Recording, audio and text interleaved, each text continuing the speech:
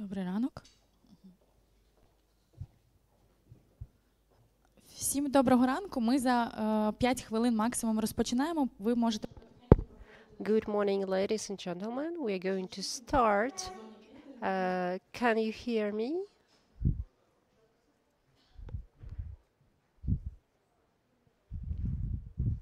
Ladies and gentlemen, we are going to start soon. Please take your seats.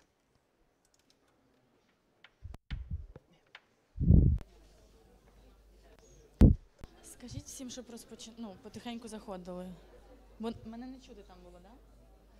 Вообще? О. Шановні гості, ми за кілька хвилин Dear guests, we are going to start in a few minutes. I kindly ask you to take your seats.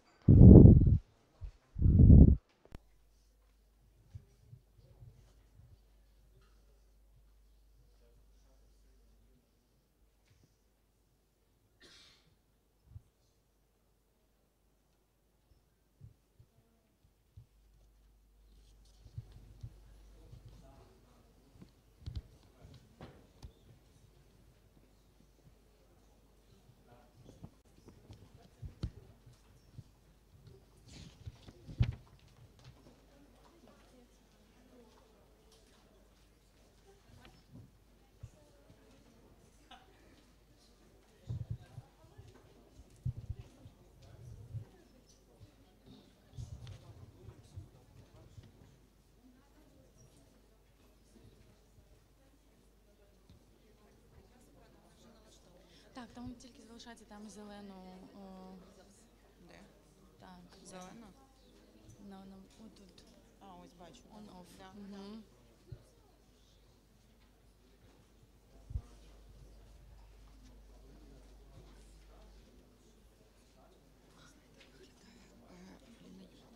Не знаю. Да. Я тоді хотіла, у нас буде у них можливість там, да, присісти, і я їх викличу. Да, давайте зробимо як. У нас там буде перерва, я скажу, що буде перерва, потім у нас буде панельна дискусія, і під час перерви всі роздуються, ми тут проставимо вам столики. Да, ви тоді їх презентуєте, да? Все, супер. Ну, якщо вам окей. Мені окей, да. Все, да.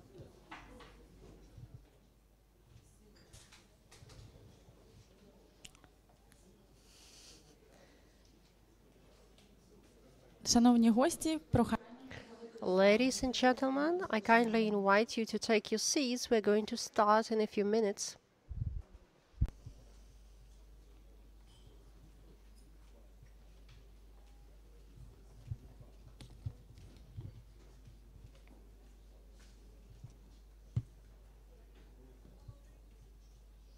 Всіх чекаємо у залі. Dear guests, we are waiting for you in the conference hall.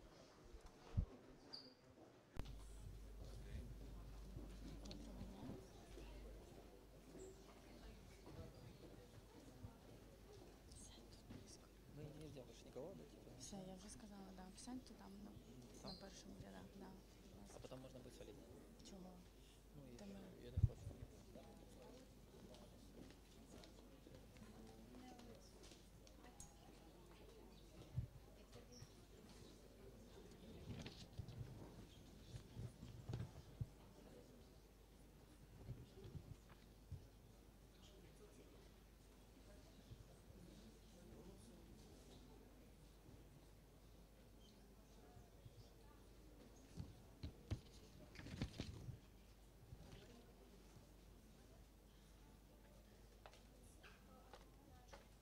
Всі вже пішли?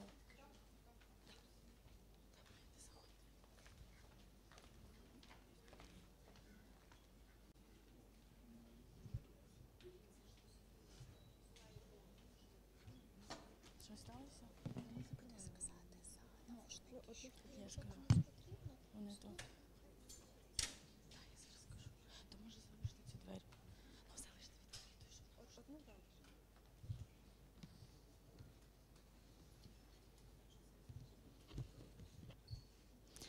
Шановні гості, всім доброго. Ladies and gentlemen, dear guests, good morning. Я сподіваюся, всі встигли I do hope that you have had your coffee. Thank you very much that you managed to come today. We're very grateful for that, and I would like to present myself. My name is Alexandra. I'm the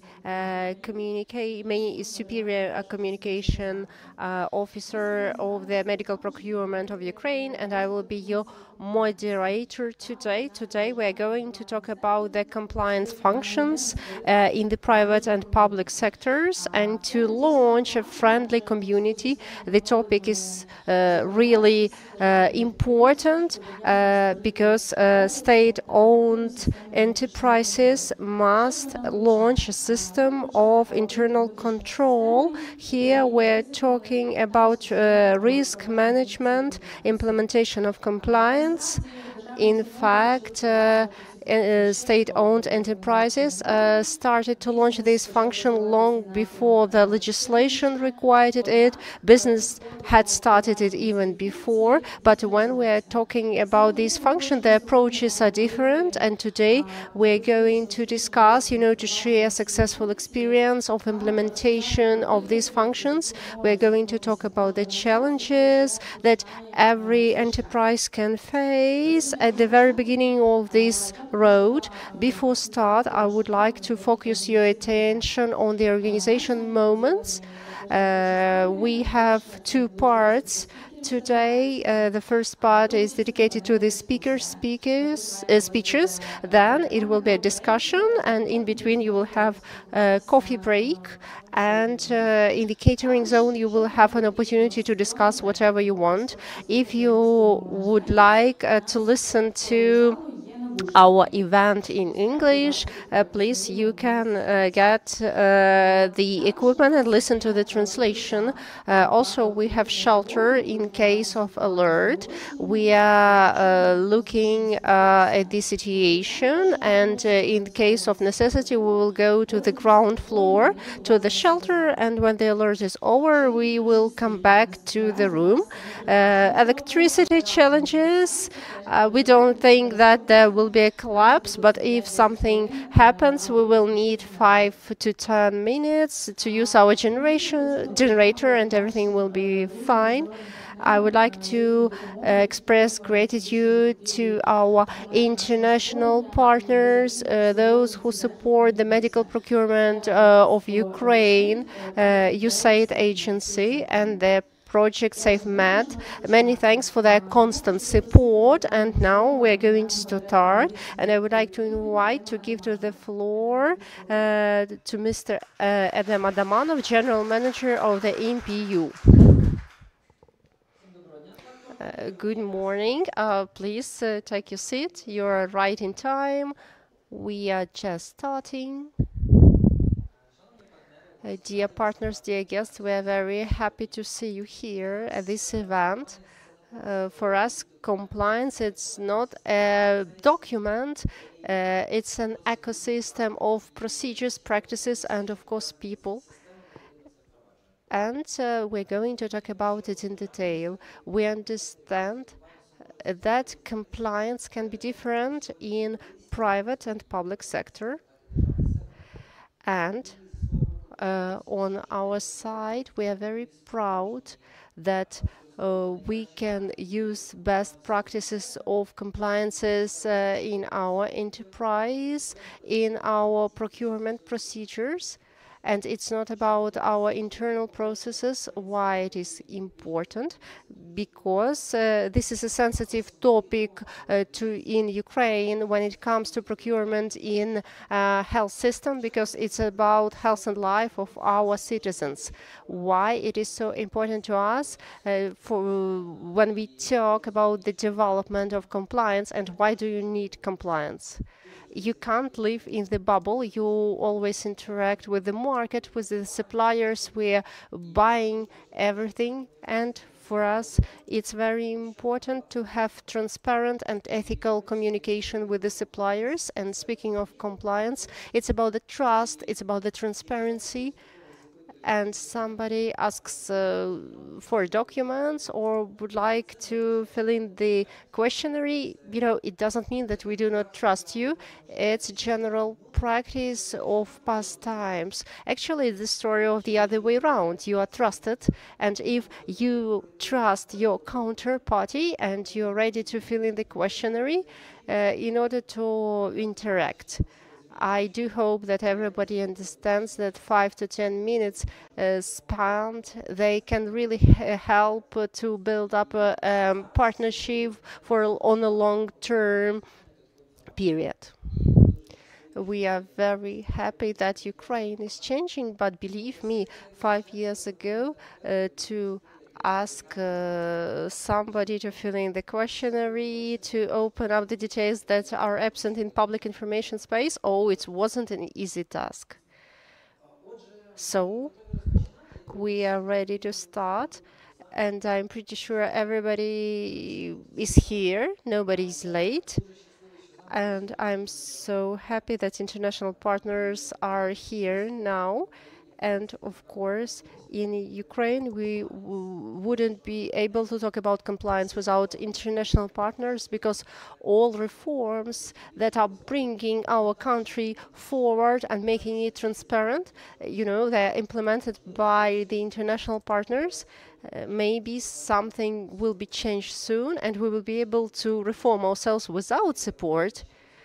And today we do it, let's be frank, thanks to the support of international partners, and we're very happy that they are here, and we're grateful that in these difficult times they are ready to support our development. And I would like to give the floor to Madam Pamela Foster, Deputy Director, USAID Office of Health. Pamela, please, if you're here.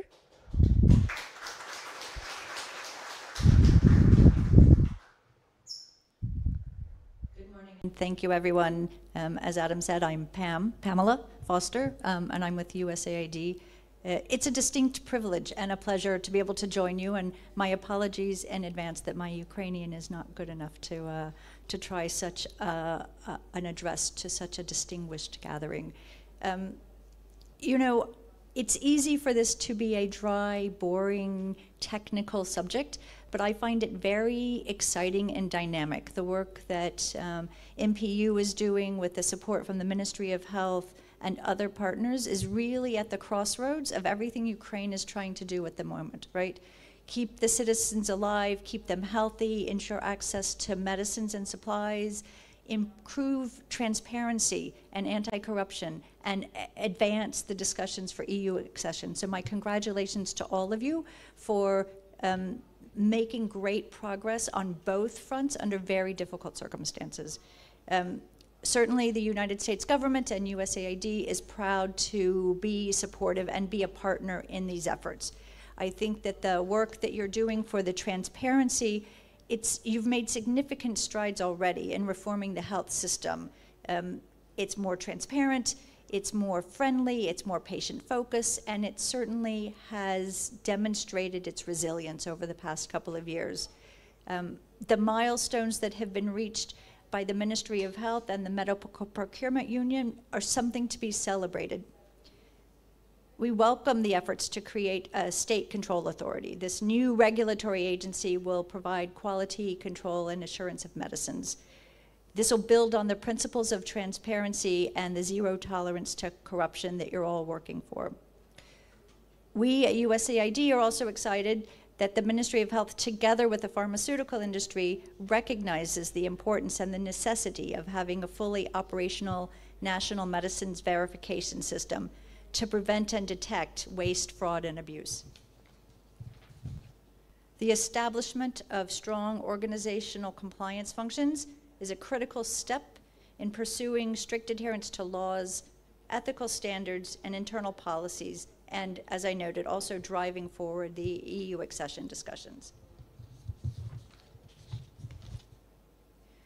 These compliance measures not only protect government resources, but build trust among partners, citizens, and the international community while minimizing legal, financial, and reputational risks.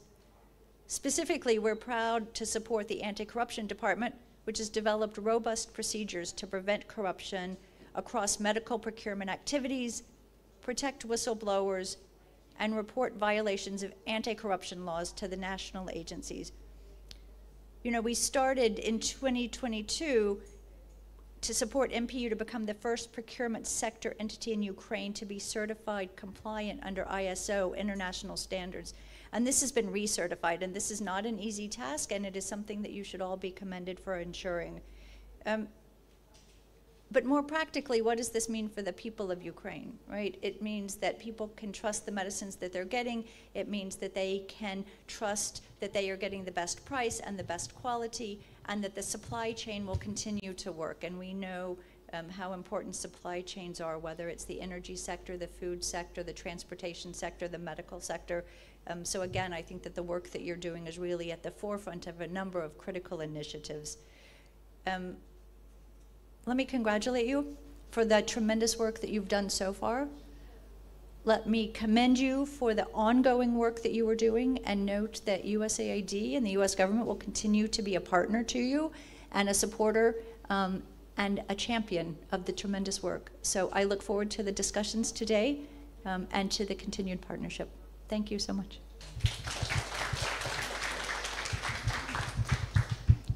Thank you, Pamela, for your support. Thank you very much. And now I would like to start with the presentation of Mr. Ivanenko. Stanislav Ivanenko will tell us about the compliance function.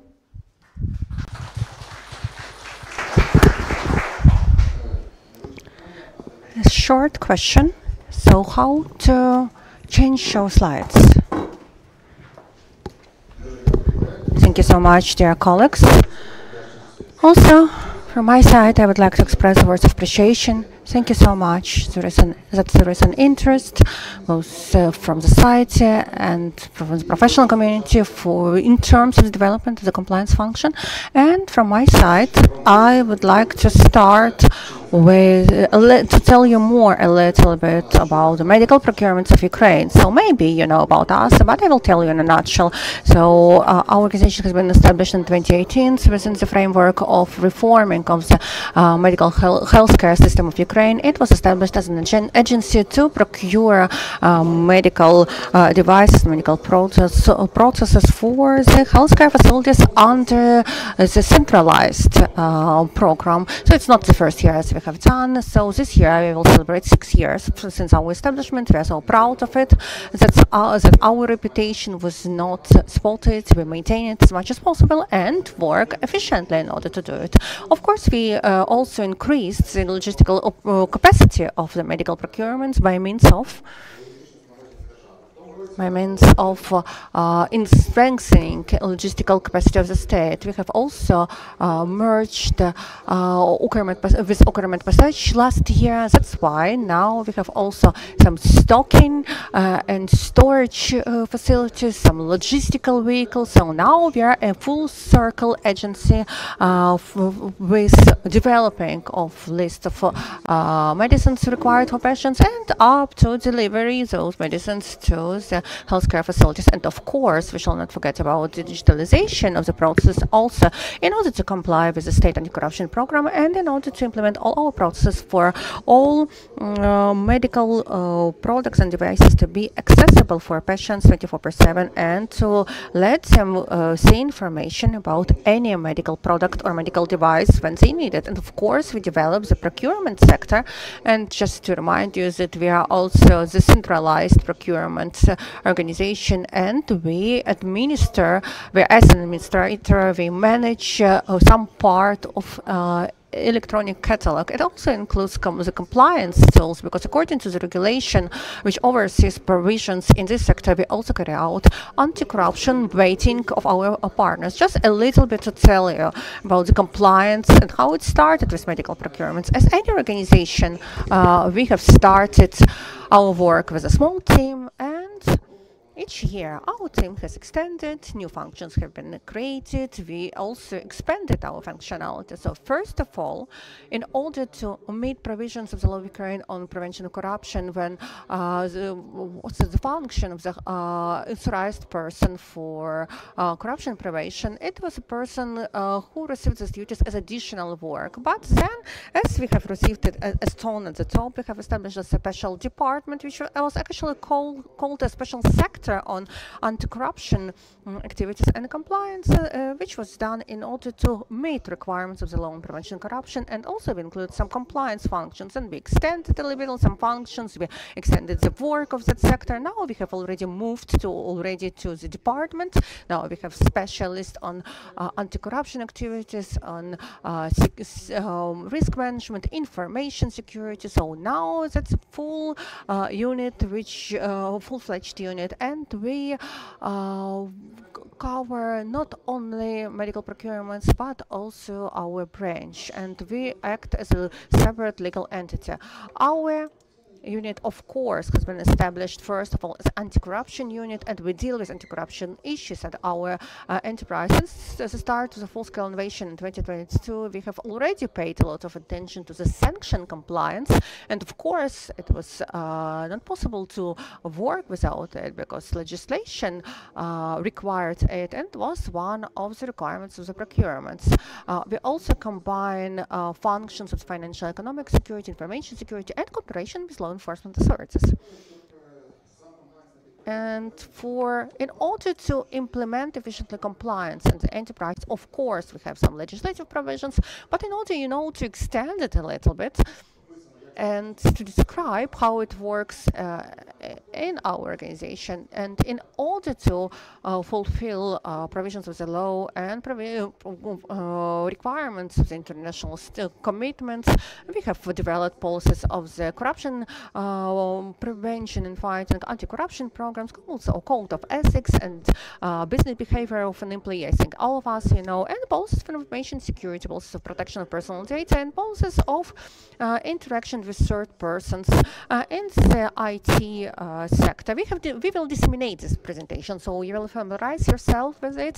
But there are so many different sectors, including monitoring of anti-corruption activities in the enterprise, internal audit, and so many different other activities and dimensions. Anti-corruption compliance was built in our enterprise in order, first of all, to meet the requirements of the law on the corruption prevention, and also in 2022, in order to meet all provisions, we have decided to move towards standardization of our international activities according to international standards. And in 2022, we have successfully passed the first certification audit. We have confirmed our compliance with international standards, and at the end of 2023, we have already received the first super overseeing audit. We have successfully passed it also, and in November this year we are already expecting for this our second overseeing audit, which will be conducted based on the merger with Ukr-Med-Postach,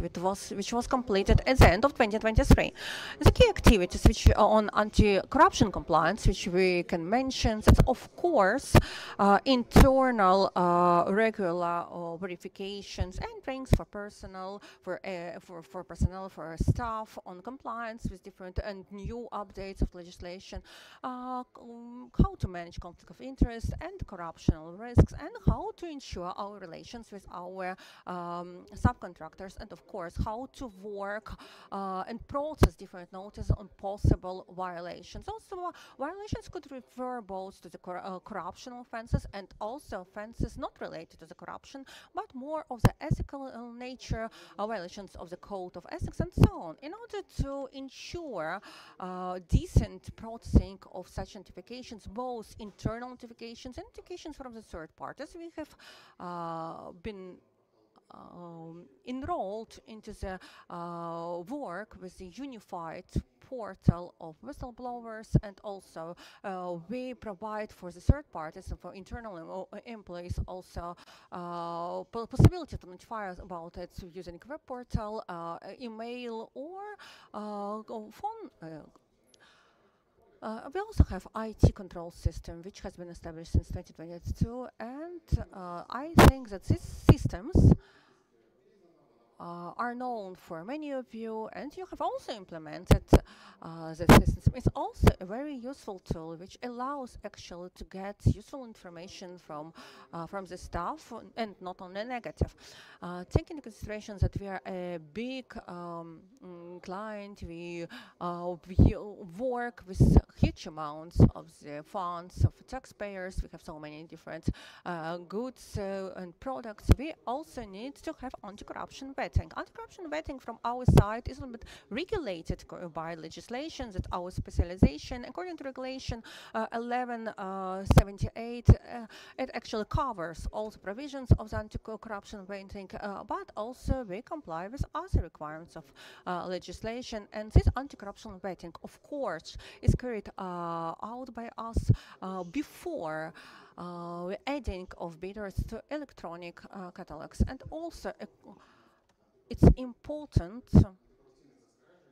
to include anti-corruption clauses into our contracts, and anti-sanction clauses we are independently included in our contracts. According to our practice, in our contracts, we envisage as provisions that our suppliers should familiarize themselves with the Code of Ethics and with our anti-corruption and compliance programs. And upon they familiarize themselves, they also should fulfill relevant questionnaires and surveys where they should answer questions. As a result, they receive some answers and replies to their emails, showing how they pass this test, whether they reply correctly or incorrectly. It's a small tool which allows us actually to understand and verify that our suppliers know about our compliance anti-corruption policies and Code of Ethics.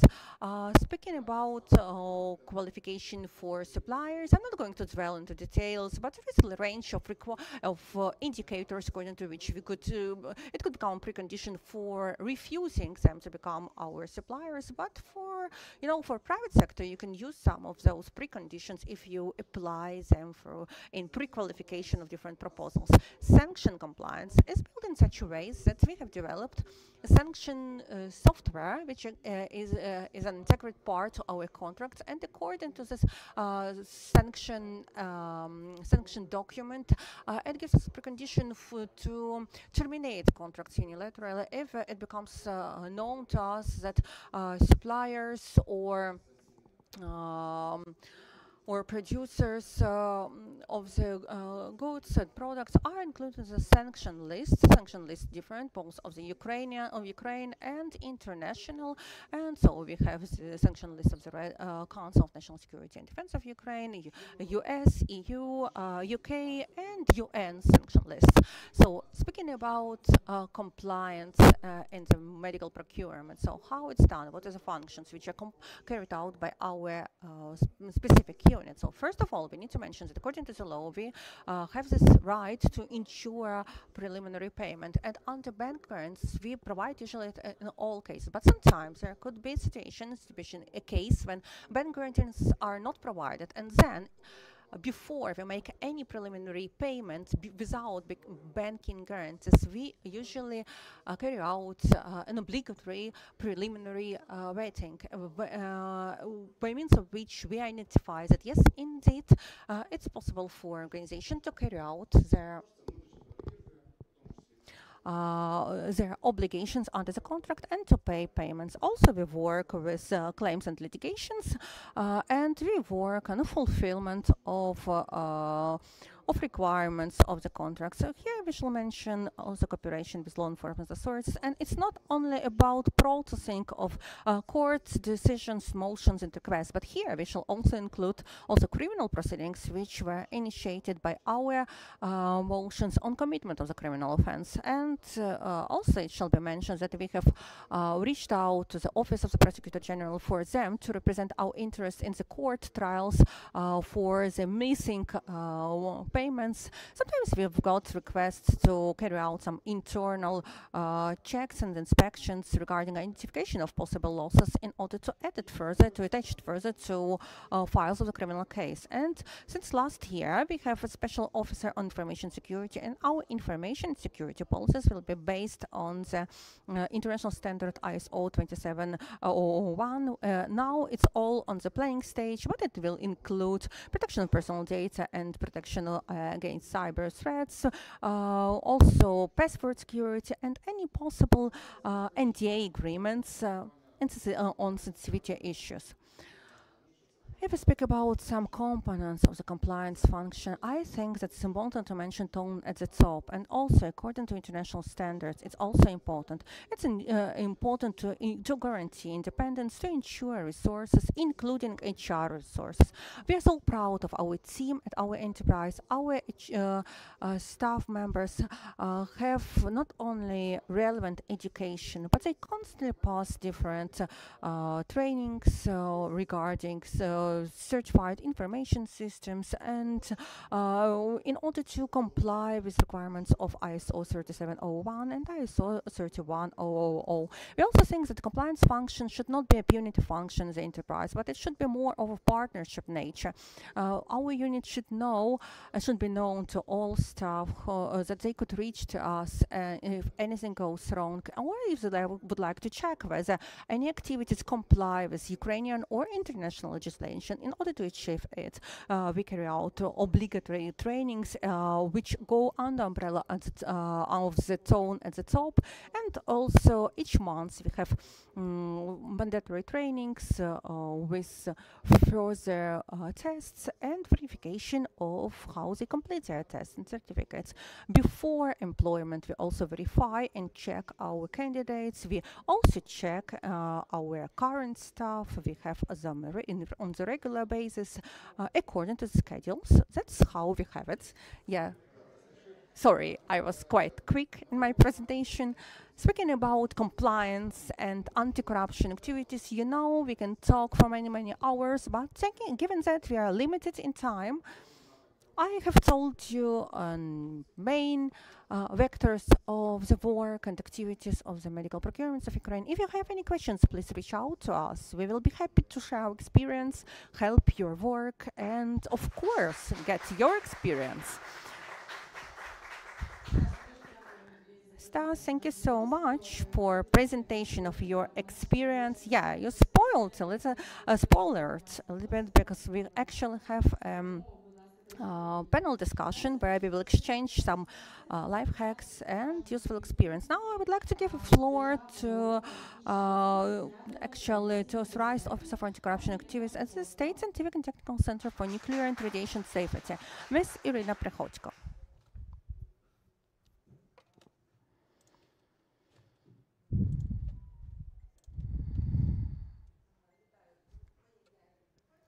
Greetings.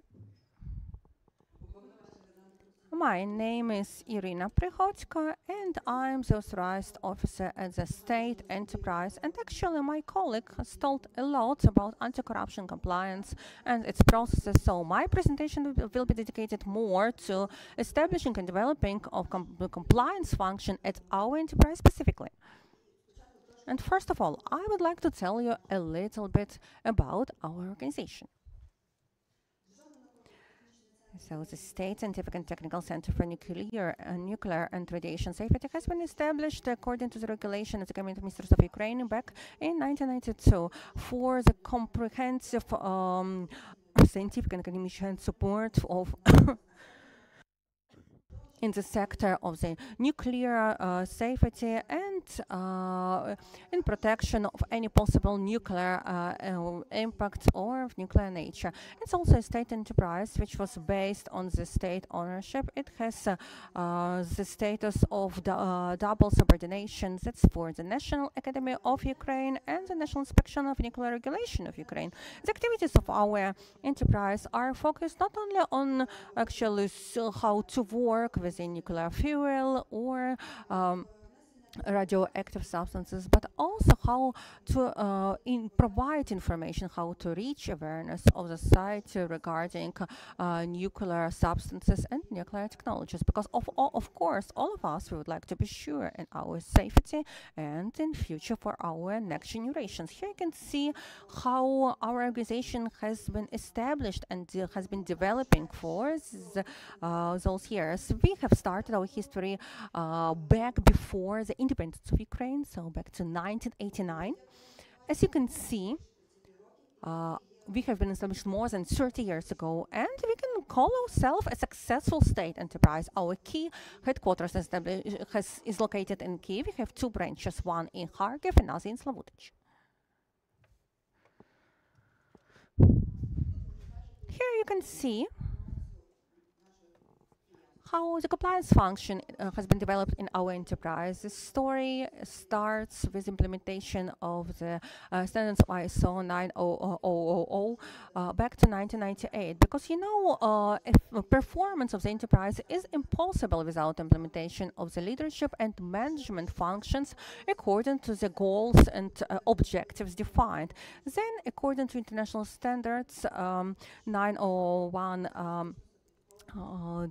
In the amendments of 2015 has been also successfully passed, and those requirements are based on such elements as client-focused approach, leadership, engagement of people, process-oriented approach, improvement, and evidence-based decision-making process. In 2023, within the framework of recertification audit, our enterprise has again confirmed our compliance for functions and operations with international standards. In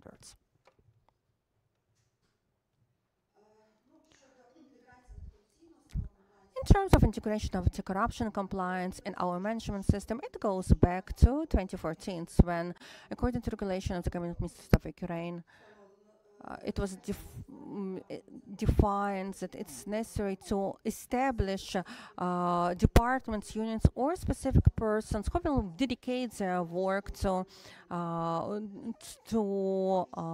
anti-corruption activities at the enterprises at the national or local level. It means that our enterprise has established a new position. At that time, it was assistant to the director on the anti-corruption activities, and I was appointed for this position. And I would like to mention that actually our employees didn't like it at all. They were not happy at all regarding this such new change. Even more to say,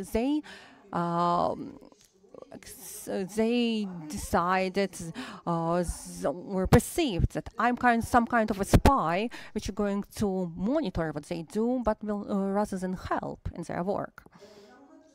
When I was appointed for the position of the assistant at our enterprise, there was also another change in our enterprise, a change of our leadership. That's 2014, and as you remember, that was a year of changes. And it happened in our enterprise also. Our head became a new person, and actually immediately all staff immediately felt that new changes would come soon, and again they didn't like it. I know I'm not going to dwell upon details what were the changes which were immediately implemented, what were HR changes, but I would like to mention that yes, indeed, I recognized some will and decisiveness in our leadership decisions to implement high ethical standards, including transparency, openness, and of course, zero tolerance to the corruption. At that time, the first anti-corruption program for our enterprise was developed, and correspondingly different policies and procedures for prevention of corruption and corruption-related activities were developed and approved. Here you can see the key elements of the development of the corruption compliance at our enterprise. As I could see that they're just standard ones. Also, we have established effective and reliable system.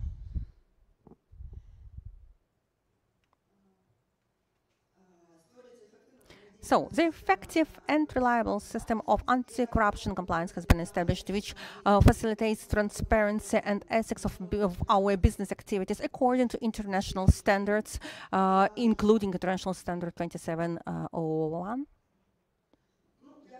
So as a result, you can see that in 2018, our enterprise has successfully passed audit, which was carried out by TÜV Hellas certification body according to management system standard ISO 37001. And I need to mention that we were the single and unique state enterprise which has successfully passed that audit. In 2021, within the framework of the recertification audit, our enterprise has confirmed our compliance with international standard 37001, and we have received TÜV Nord-Cert certificate. And at the end of this year, again, we are going to pass recertification audit.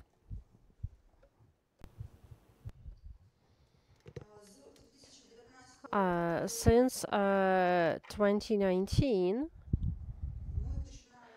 we start our cooperation, fruitful cooperation with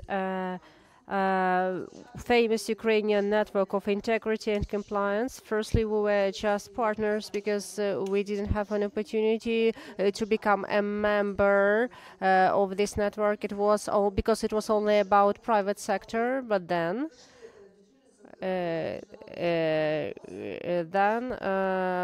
we became the official member of Ukrainian Network of Integrity and Compliance, and we are very proud of it because our audits are very successful. This is the subject of our pride. Also, we cooperate with Ethicontrol. We wanted to call this system Ask and Inform, but we would like our personnel know that it's not only about corruption. We had trainings for our personnel, and today we had only 2 notifications from personnel about the improvement of our operations. I think it's more about economic activities and about the increase of salary. But, you know, this proverb, it's impossible to earn all money of the world, but at least you can try. Our company, as I have said, is very successful commercially. Actually, our personnel have sufficient salaries. And to sum it up, I would like to say that this path wasn't easy. There were a lot of obstacles.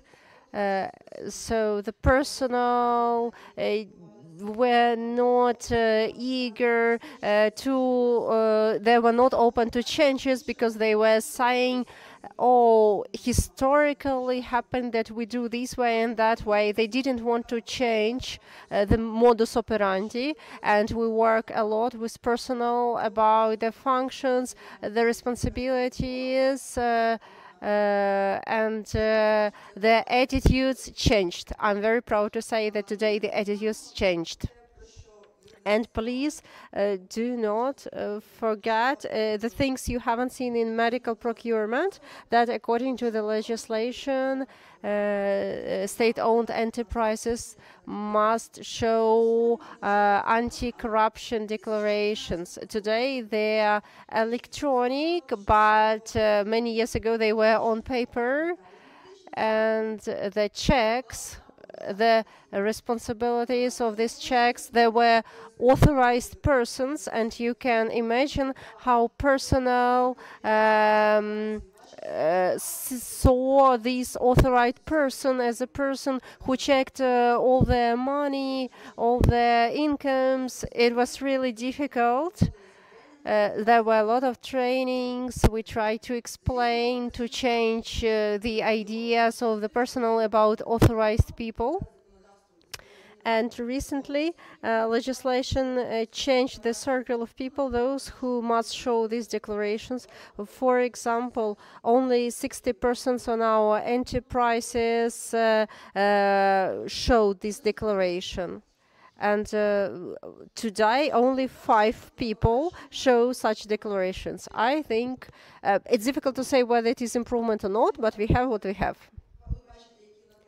Now you see the process of our becoming, but this work actually is endless, and we have a space to be improved. Thank you very much for your attention.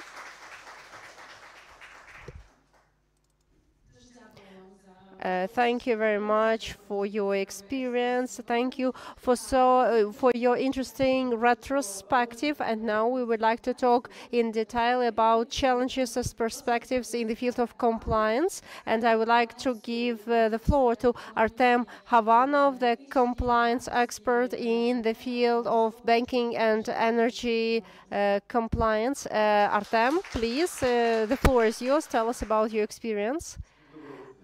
Good morning. My name is Artem, and I'll tell you a little bit. Please don't be ashamed to stop me and ask questions, because I'm open to questions. Since 2010, I'm playing a game which is called Let's Build Up Compliance Together. It's difficult, a lot of challenges. I started in bank, Paribas Ukraine. This is Ukrbank Paribas Group. And then I moved to the state-owned sector in banking system. What can I say about compliance? Oh, here is the presentation. Lucky me. 14 years of my experience. Something is wrong technically. Just a moment. Help me, please, for the sake of time. Next slide, please. This is my results, key principles based on 14 years of my experience in compliance. First of all, we must build up a personal responsibility of every employee. The phrase, you know, everybody of us is a compliance officer. In 2019, there was a phrase that everybody is a president. Now I say everybody is a compliance officer. We must build it from the bottom to the top. Everyone is responsible. We do understand that when the orders are sent from the top to the bottom, this is about orders and pushing. This is not about culture. That's why we need to build it on the level of the bottom too. And when you start this project in any organization with no compliance, it's always challenged. And like copy-paste technique doesn't work here. And the story about us taking best world practices, we are Google translating them in our language and try to implement them. This doesn't work. It's always a tailor-made thing for every company, with the specifics of individual approach of every corporate culture and every enterprise. This is a superb challenge. The second point is, I would call it comprehensiveness. Let me explain in brief. If you ask the question, what does it mean compliance? Everybody Googled compliance, I think, when it was trendy. Wikipedia says that compliance means being in line with. I don't like this explanation. For me, compliance is integrity in Ukrainian. That's how I understand it. Oh, it works. Compliance? Compliance consists of two parts, depending on the direction and the field of work: anti-corruption component and regulatory component. Those who faced this in banks, they understand this better, but in fact regulatory component is everywhere. But in bank it is extremely strong, because banks are dependent upon the national regulator, the National Bank of Ukraine. That's why the compliance for banks are very strong.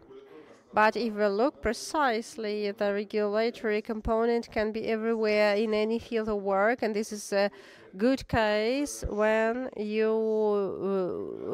thinking about the regulator in your routine.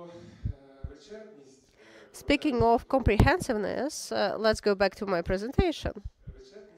Comprehensiveness, it means that authorized department, anti-corruption, compliance, or any other department, they must have all official possibilities to ask questions and to get all answers on formal level. And of course this is not comfortable, but compliance is about the reputation defense, and this is the thing you can lose in one day. It's very difficult to build trust of the clients, partners, donors, creditors. So you can lose your reputation very quickly, being trapped in very sensitive, you can be trapped in very sensitive scandal. And compliance is the body, I would say, that helps bright future and reputation security for every organization. Also, let's remember the next principle, independence. When compliance is a part of law department, this is a European practice, a practice of the United States of America. This is cool, but this is not for Ukraine, because when compliance officer works the measures of reaction towards the offenses, he has to have all resources, all the tools that help him to quickly bring this to the center of decision making. If we will follow the chain from department to the boss, so the superior boss, and then to the general, the director general and the supervisory board, this chain is so long that the incident can be finished and there will be nothing to check. The situation is as it is, and then you need to think about not the situation itself, but the consequences. And the next thing that nobody likes, but I like it very much, compliance is a verified story, and we need to advocate the position when there is law, there are best world practices, there are standards, there are internal policies, and if internal policies are not in compliance with the standards and the legislation, then the compliance must be more powerful and the position must be always considered. I understand that this is very difficult, and this always depends upon the authorized person and its skills, the features of top management, but still we need to build it, otherwise it won't work. Then, the challenges of today. This is the thing I told you at the very beginning. Compliance and anti-corruption authorized person. This is not a successful interpretation of best world practices about the integrity in the organization. We all know the anti-corruption law, and there is the definition of anti-corruption authorized person. The compliance officer story is not very understandable. If this culture is in progress of making, and like stop person ask him, do you know what does it mean compliance? Or they are sitting somewhere on top and writing reports, but we don't know what does it mean. We know that state anti-corruption program has plans to combine these two stories in one body that must function, and I think that this challenge we need to face and to win. But actually, this is one story with two components: anti-corruption and regulatory. This is my vision. Speaking of work, these squares. This is quite a wide panorama of the functions of compliance. From general stories like code of conduct, anti-corruption program, and basic policies and procedures, the procedure of the line of trust. But separately, this story must cover HR in some cases, because sometimes there are violations. Sorry, dear HRs, but this is reality. The production security, this is a separate direction. This is important and difficult. And there are a lot of standards and well-trained experts, especially on the industries. These experts work on the production security. And the more enterprise works on developing this function and give the best, these standards are presented. Because abroad, the story about the production security and labor protection is very important. And speaking of compliance, they must supply the implementation of these regulatory norms, because in some organizations, those who are responsible for production security, the KPI is very clear. Like no accidents and the industry and the production, this is cool KPI, you have benefits, everything is fine. But in fact, production, this is something with accidents, but they try to keep silence about it. But actually, it's a fraud. And here, a compliance function must work, because using the hotline, independent one, or internal one, if you don't have money, compliance function gets notifications from those people who somehow felt the influence, and somebody asked them to keep silence, not to start this question. So the person got trauma, went to hospital, got some help. For a company, this is nothing. That's why compliance must protect the rights of every individual employee. This is the culture at the bottom level. I mentioned it. If such a worker asked for help in compliance department, compliance reacted, and the internally organization found out, then people start to form this culture because they feel changes, they know that the function works. This is not a general story, not a formal story that is demanded by the state or by the creditors. This is a real structure that protects the rights of the employers. And to build this, okay, here we need superb resources. God save us all. Short story. I really like this story, this picture.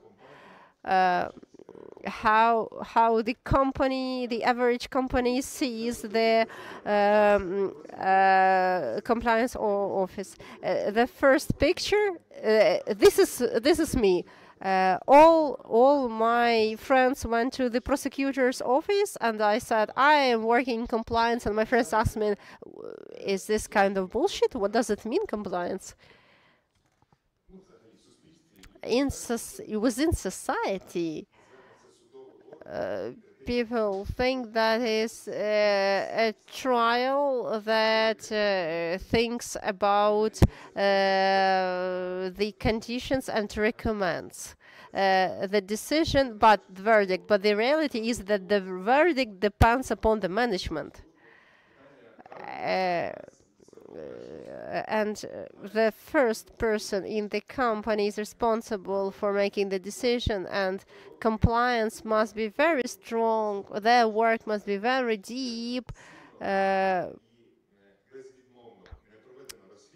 investigation can be perfect, but if senior management thinks that the person who provided violations is important, then the person stays. That's why the story about trial, it's yes, but no.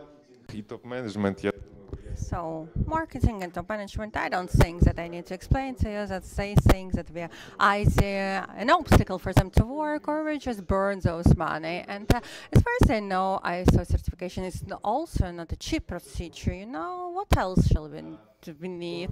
You already implemented something, that's enough. Each of us, we can feel ourselves as a superhero, especially when we succeed in something complicated. And the last story, that's when, you know, we have this wave, this avalanche of outcomes of those, you know, not simple and not so clear processes which we initiate. You know, and in a nutshell about the last slide, I'm sure that the organizer will disseminate this presentation among participants, and that the last slide is dedicated to the risks of the regarding implementation of activities which we face in each day of our work. Some time ago, I worked in Metinvest. That's what we have implemented there. It's a little bit, you know, a shortcut version in order not to share the confidential information, but conceptually, that's how it looks like. That's how what the compliance and the production enterprise should pay attention to on the daily basis. That's all from my side. Thank you.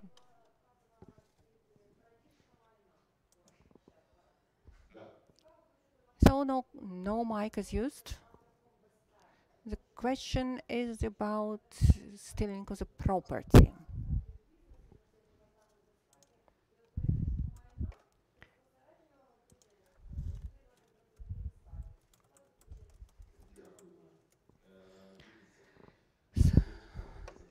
So the question was dedicated to the property thefts. And thank you so much for your question. And you know, the security issues are always related to communication.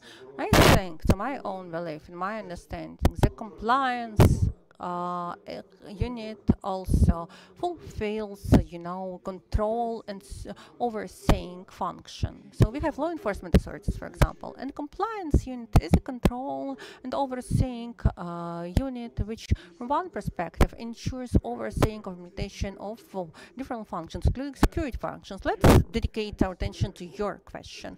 For example, there is a case for the property theft or, for example, abuse of power. And the internal security department starts investigating it either based on a motion request or on their daily activities. They identify that there is a theft. So here we have two components. One component that whether there is a corruption story, if yes, compliance should be carried out, yeah, obligatory, that's clear. And the second element, that's about so how to say it's about performance, you know.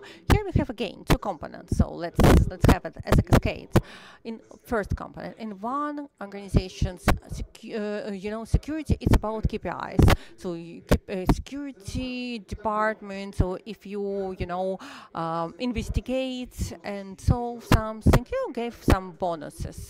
You receive some bonuses, and it's also applied for international organizations. And for example, if they report to overseeing or supervising councils, they receive some bonuses based on those KPIs. So what have you done in order to avoid such violations, such offense? So that's about key causes. If you fight against outcomes, yeah, it's a normal story, but what have you done in order to prevent it at large or to prevent such situations in future? And such compliance, and here the compliance unit could, you know, actually intervene and raise those concerns. Have I answered your question? Any other questions? Then thank you. Thank you so much. I tried to be as quick as possible. Thank you. Thank you, Artem. Yes, you will have some timing for your questions during the coffee break, and we will also have a panel discussion after which we will have a Q&A session. Now I would like to give the floor to our last speaker in first part of our panel discussion, before our panel discussion, Konstantin Radzev, first deputy CEO in the State Enterprise DIA. Konstantin, over to you.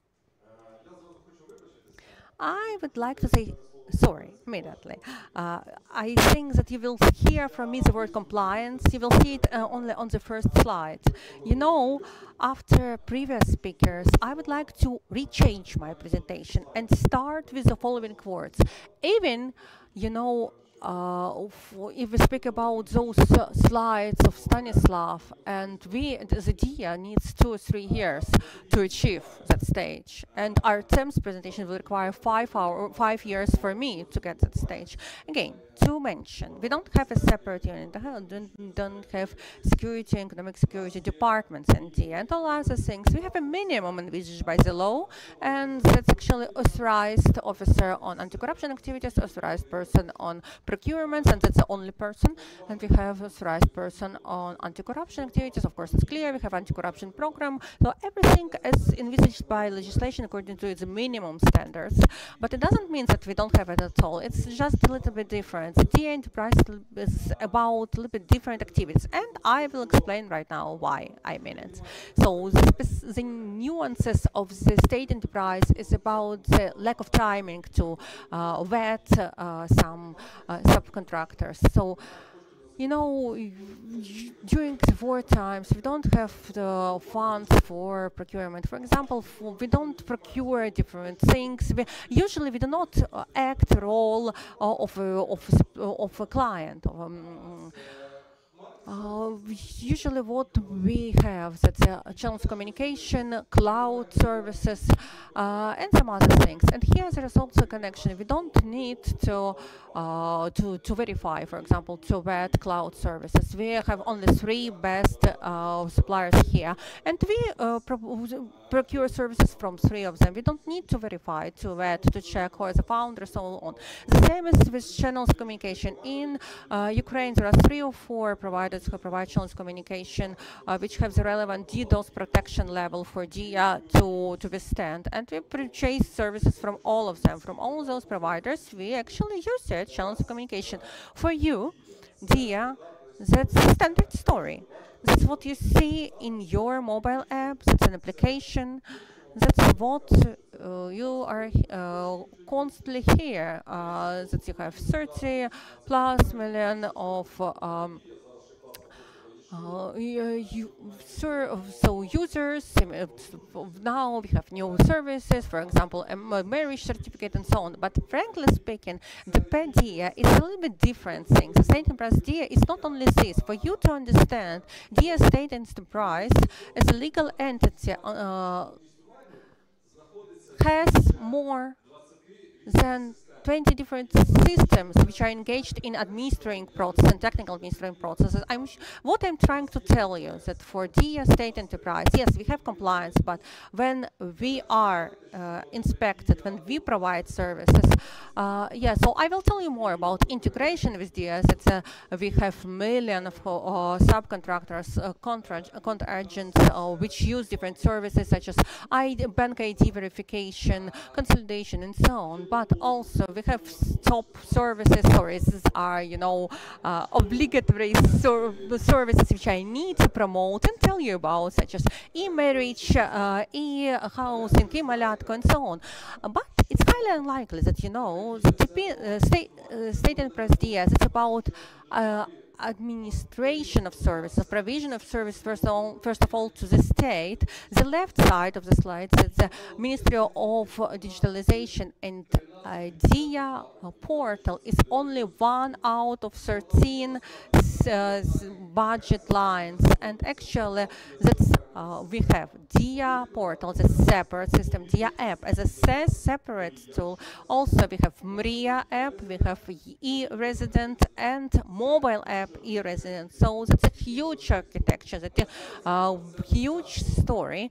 But the most interesting that this part, even 1 week ago, here we had Reserve Plus element. We have not created that system, but we were an administrator of that system. But even looking at those lists, at the list of the systems that we have, that's a register of the destroyed and damaged properties. That's the register which has all information regarding the damaged and destroyed property. Or, for example, unified state electronic system in the construction sector. For example, if you need to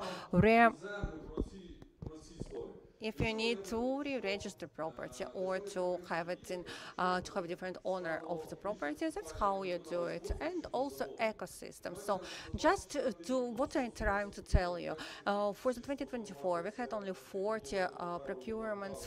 5 out of them were done through ProZorro Market, for example, for purchasing coffee, tea, some toilet paper and so on.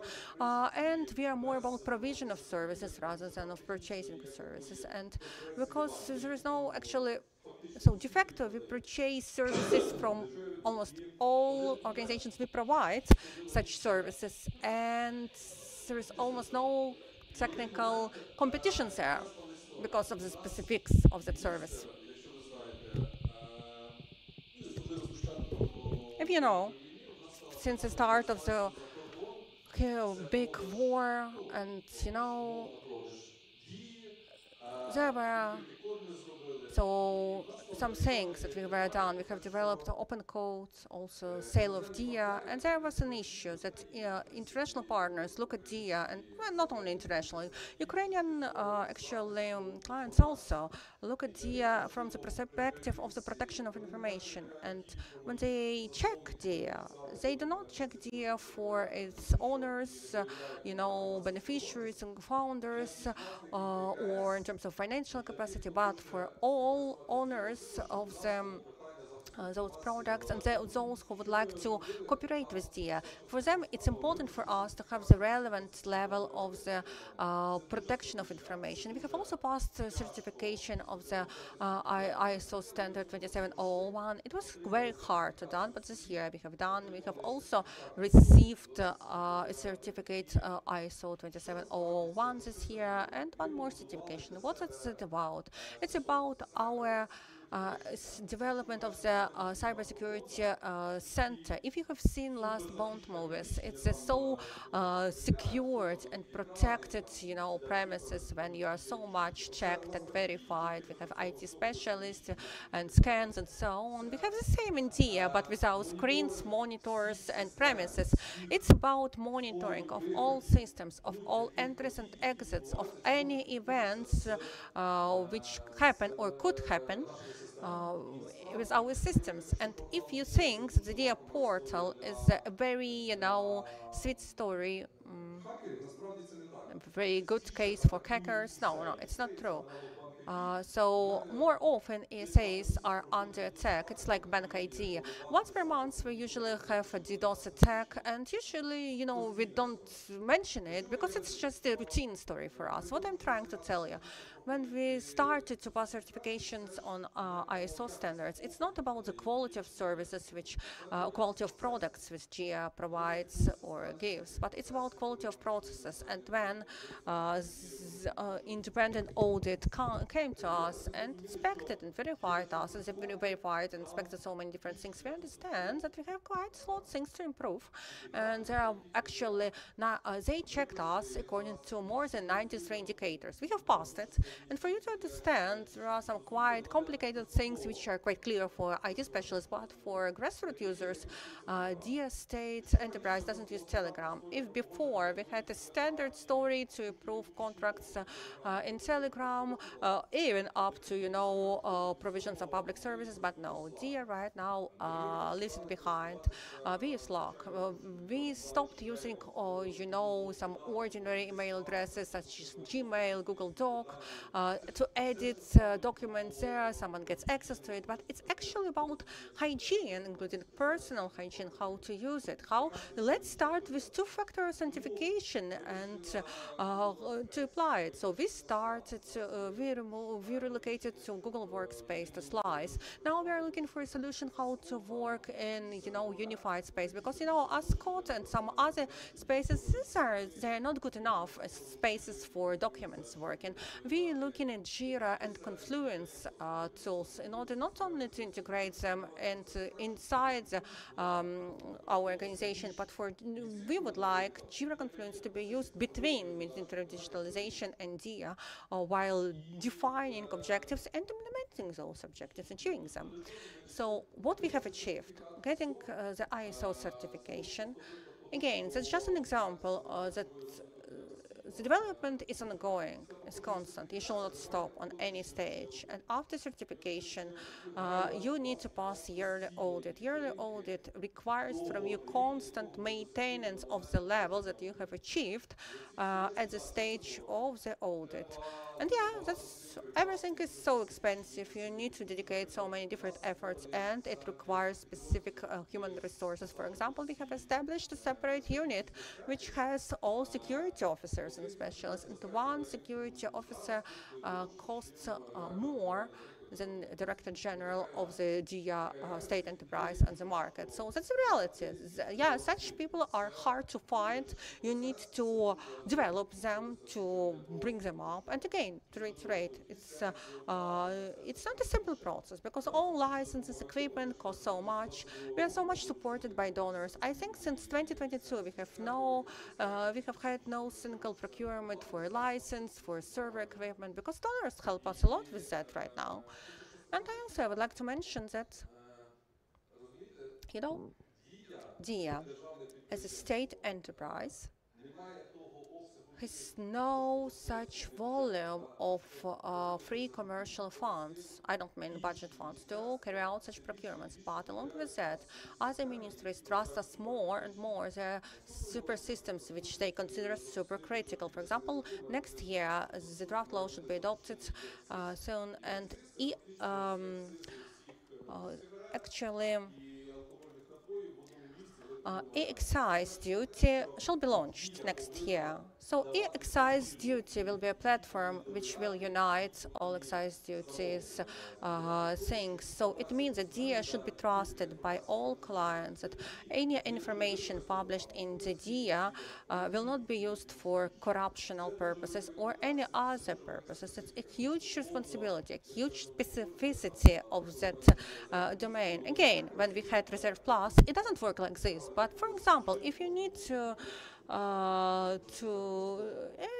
use it, yeah, you can see you can send a conscription notification using the Reserve Plus. So all DIA functions are about significant responsibility. Yeah, maybe we have sometime in future we will reach that level of compliance which our partners and colleagues have, but maybe it will be when we will have such procurement function in the DIA, and we will have this need to procure in the DIA. So I have solved this issue of compliance for myself in the following manner: that yeah, we have I have hired lawyers from special exporters who signed and who know how to sign agreements and contracts in different languages and so on, and how to actually to deal with different domains. I trust to my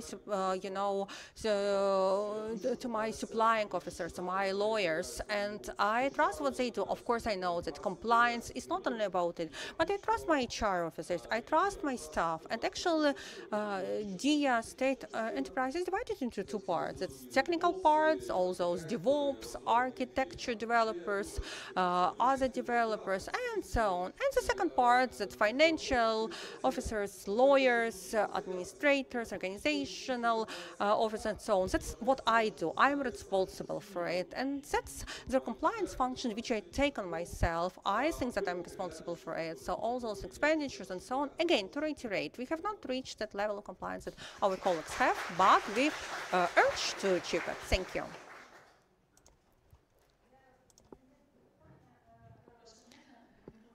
I'm sorry, if I may, I would like to ask a question. Svetlana Sinichkina, Arts and Partner and member of the Unique Executive Committee. It's not a question, but my sincere words of appreciation to the DIA organizations, that Unique and DIA together, again, thanks to the support of the donor funds, we have created a special product. You have not mentioned it, but I think it's important to mention it. So there was a compliance workshop project for small and medium businesses. It was implemented through DIA Business. I think, that's such an ideal example in terms of projects. It helps small, medium enterprises. It's developed in a very simple language and tells how compliance should be established in enterprises. Yeah, thank you so much for your comments. Yeah, and now I can speak for 5 more minutes. Yeah, that's what I am telling you about.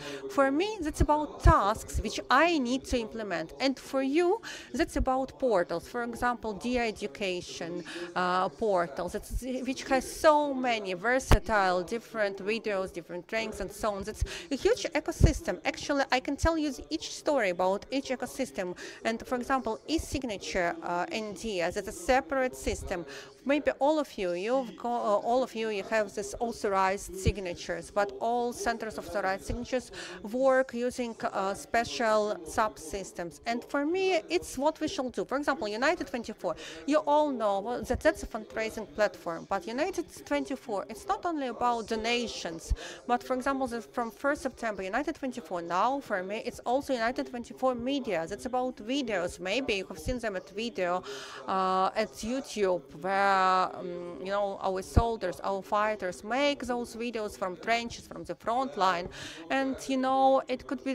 We have already reached 1 million of views of those videos and that YouTube channel. And I can tell you more and more about each of these ecosystems, but that's a long story to tell you. Konstantin, many thanks to you. I would like to thank to all our speakers for the participants, and also thank you that you sent the presentations in time. Konstantin said that I will send you later because our designers are very involved in the process of DIA marriage.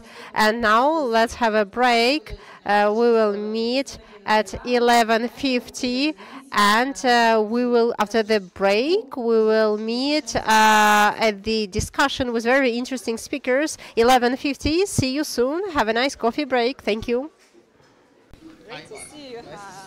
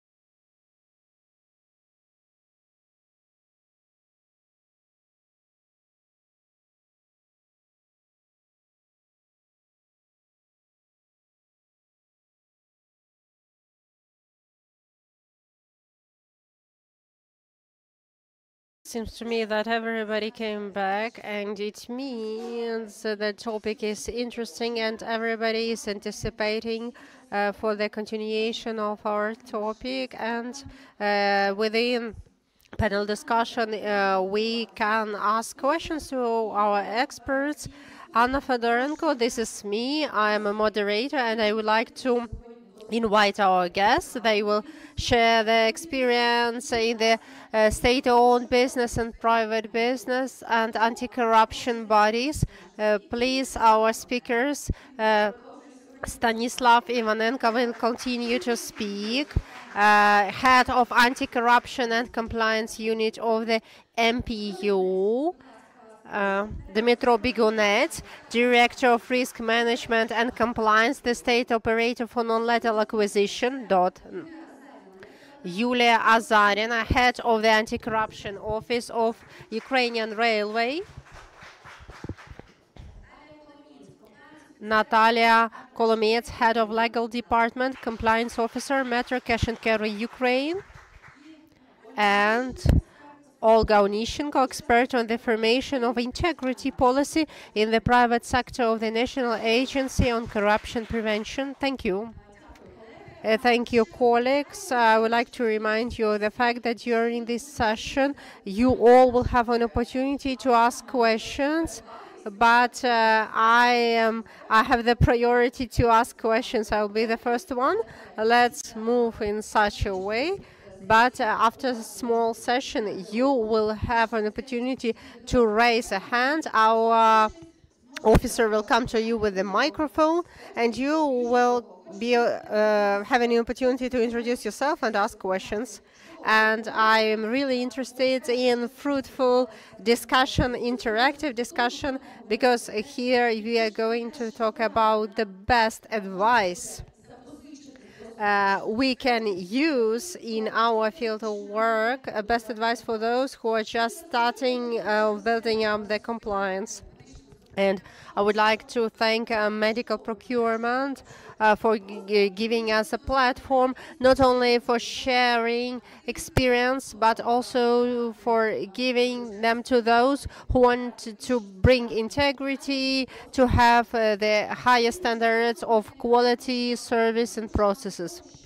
So we started with the fact that compliance appeared in the legislation framework that requires compliance, direction, and anti-corruption and internal procedures in the state-owned bodies. So compliance in Ukraine exists in private sphere and in business. That's why the first question I would like to address to Stanislav. And of course, I wanted to ask, you talked a lot what have been done to the medical procurement of Ukraine. Your speech was of high quality. The components you mentioned, you have already implemented. And what future steps do you see besides audit in October? I would have liked to say that everything it is done and we can sit on our seats and just do the routine, but the reality is that every day we face challenges. For example, this year the State Anti-Corruption Council, so we have a proper law, and it is stated there that every state-owned country must launch a system of internal control. Internal audit, compliance, risk management, MPU this year will get the supervisory board for the first time. And there will be a question how to delegate to the function. Now we're at the point of examination, what will be better for us. And also we are going to listen to the vision of the supervisory board and related people, those who will evaluate our actions. in the understanding of the law, these are the authorized persons. So we are going to examine how we will move forward, and of course we will contribute efforts in the information security. Also, I think that risk management will be developing, not only about anti-corruption risks, but on risks in general. Thank you, Stanislav. This is very important. And for me, it sounds quite logical to ask our next speaker. Dmitro knows for sure how compliance started in MPU, and now he can share his experience, how he starts building the compliance in the system of military procurement. We all know that military procurement is a risky field, and of course the society is focused on the transparency and integrity of this procurement without violations, without offenses. And the security of our militaries are the priority. And Dmitro, a question to you. Have you already organized the system of internal control of security and compliance? And what are the challenges at the very beginning of you launching the system? First of all, I would like to thank the company, the team of the MPU, of Mr. Adamanov and other colleagues, and of course Stanislav Ivanenko for inviting me to this event. I have very special feelings when I am in the circle of those who think the way I think, and those who helped me to launch this medical procurement reform. This is so pleasant, and it's a huge effort of many people. Dear colleagues, thank you so much. Speaking of your question, first feelings when you start something in military field, this is something different. Challenges are different, risks are different. The level of tolerance of the environment towards corruption is much smaller than in medical field. You all have seen anti-corruption law enforcement on investigations. These investigations, the level of corruption is very high. You have seen it. When we launched DOT, we thought that the level of compliance must be much higher than in, for example, in medical field. What does it mean? What is the difference? What is the gap? You are correct that we need to define where is anti-corruption, where we the internal control and compliance, because they manage different risks, and the unit of internal security, information security, sensitive data, everything related to this, not to allow information to go outside, and this is, so to say, counterintelligence thing. Let's focus on three things that I have mentioned in order to effectively make this work. The practice of 10 months since the launch. At the moment, we do not have any corruption cases in DOT. We have a good percentage of trust from the point of view of international donors, our Western partners, other organizations. We were in Scandinavia. We talked to their procurement agencies, and they gave a good feedback to what we do. But of course, we can't relax because there are new challenges. Not about all challenges we can talk in public. But anti-corruption system, it will be developing, and it has more branches and it's more deep than in the civil field of the life of our state. To cut the long story short, I would like to answer to your question. Compliance in military field must be bigger. It must find its space and place in the regulatory functions, and it's important for those bodies, state bodies responsible for the policies. Thank you very much for your work. Thank you for not being afraid of these challenges. And then, Yulia, I would like to ask you a question. Despite the fact that Ukrainian railway is not related to the military field, but we know that so many workers of this enterprise, this is one of the biggest enterprises in Ukraine. At the very beginning of full-scale invasion, the Ukrainian railways faced so many challenges in evacuation people and collecting money for IDPs, and there were logistic challenges. Tell me, please, despite all this, how have you built compliance, and can you give us some recommendations for the starters in compliance field? Thank you for the question.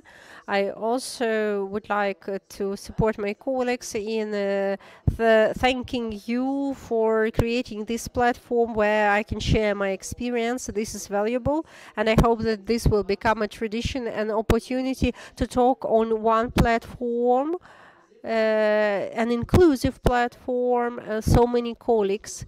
This is an important experience for the starters.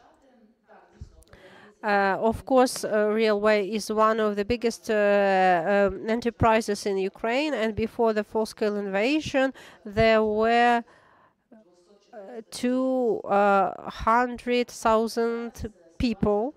Now the situation changed a little bit, 170,000 to 180,000 workers. That's why there are so many subjects of compliance and anti-corruption. Speaking of our experience, at the moment I joined Ukrainian Railway the beginning of 2024. We had a reform of corporate management and the function of compliance and anti-corruption and risk management. These were three separate units. Also, we have the department unit of corporate security. Before, it was all these units were in one department, about 20 people. They were working on anti-corruption, compliance, and risks. After the reform, we launched a team.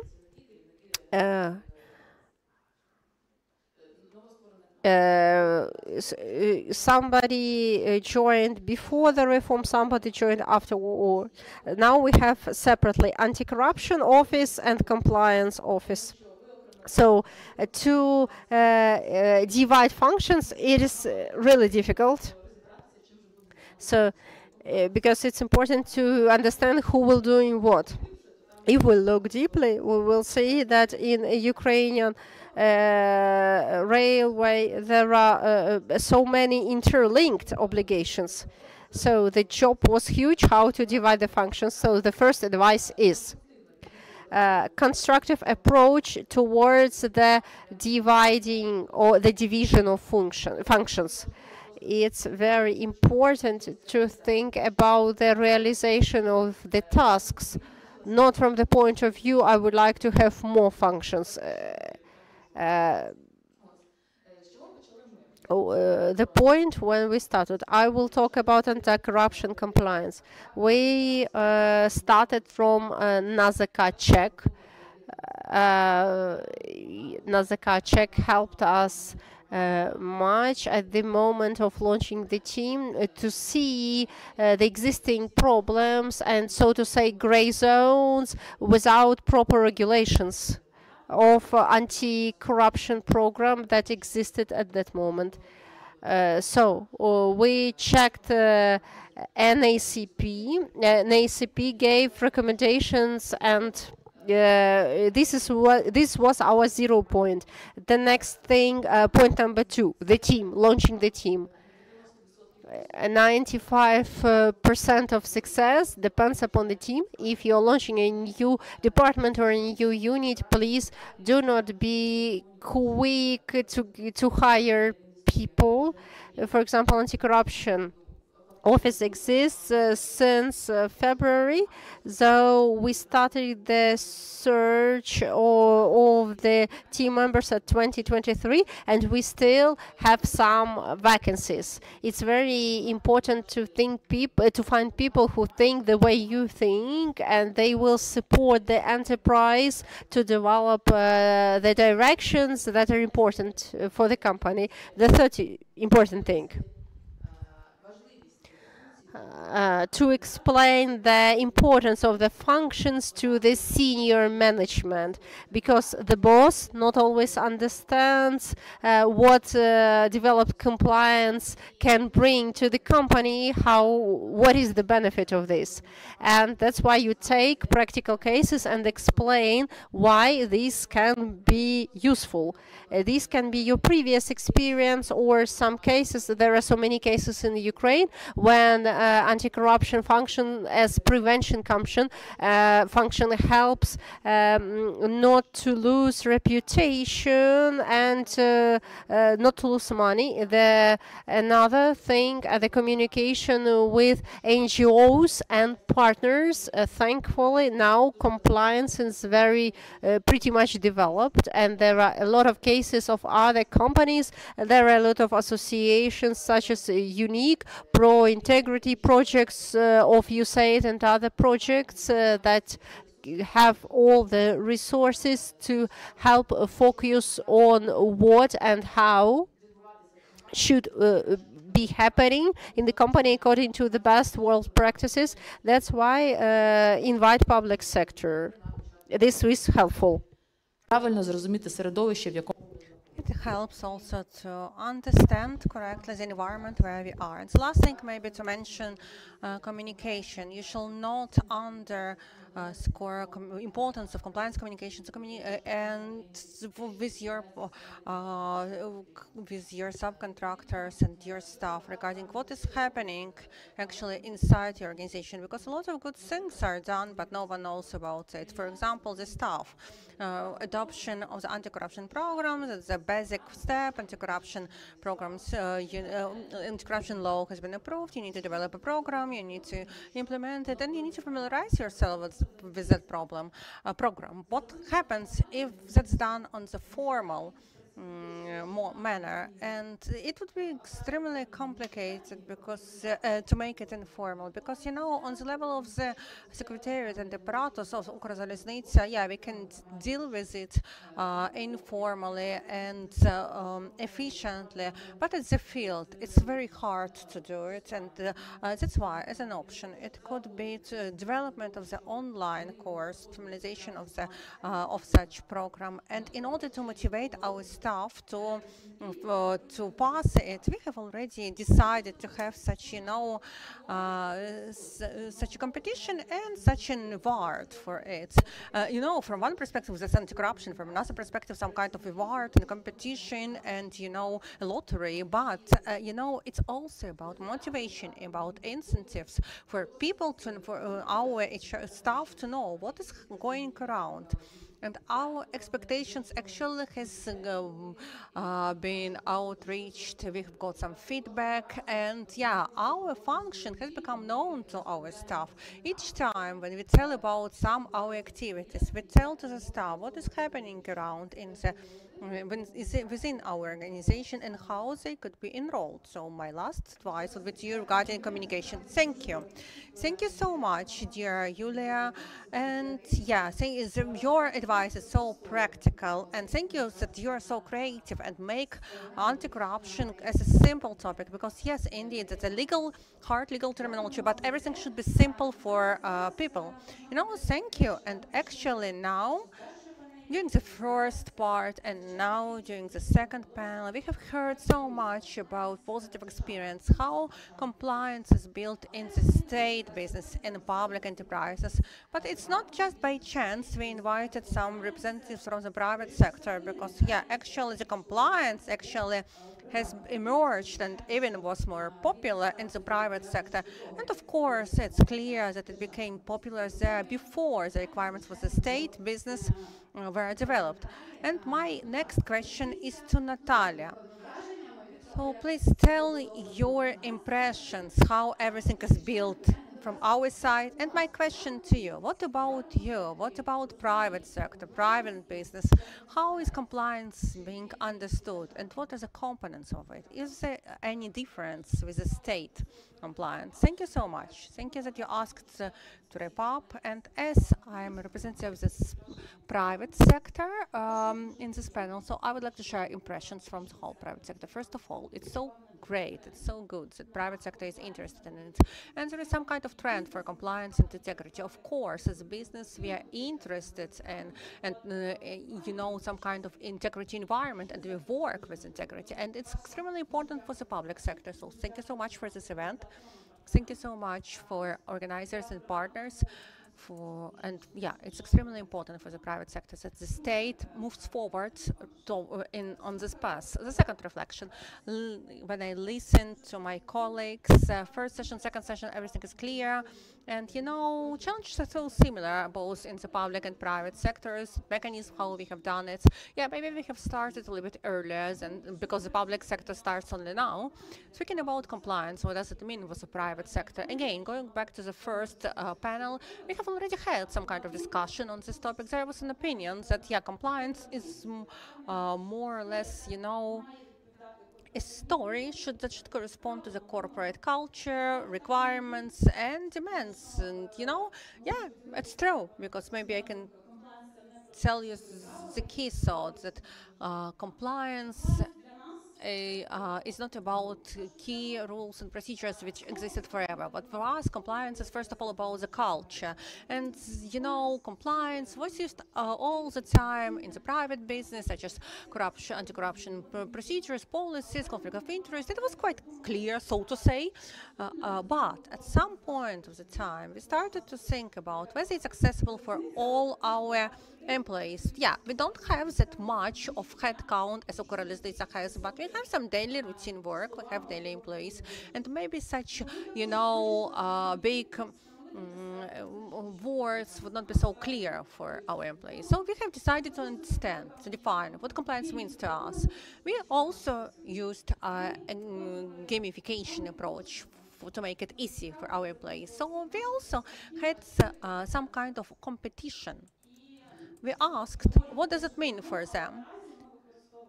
And it was quite a long time ago, but now we use the following definition of compliance in our company as the understanding of ethics of how to conduct a business. It was suggested actually to us by one of our sellers in the store in Odessa. It was supported, this idea, by our compliance unit. Now we use it. Now it's you know, more extended versions, and rather than rules and procedures, we use it in our daily work. It's about our daily routine work, about our attitudes in daily life. We have such a, you know, promo, act simply and correctly, and that's how we perceive compliance. And now actually, this definition was suggested by our colleagues at the field, and thanks to it, it's recognized both by our employees, starting with a seller, with an officer at the storage facility, and up to the general director of the organization. And yeah, now it means a little bit more than, you know, foreign words such as compliance. Of course, a lot of people Googled what compliance means, but now when we transferred it into such words, it's much easier for us to explain it to new colleagues, to new employees, because, you know, when you have such a huge turnover of employees, it's always a challenge, and it's a challenge to explain to new employees what the compliance is. That's how we understand compliance now in Metro Cash and Carry.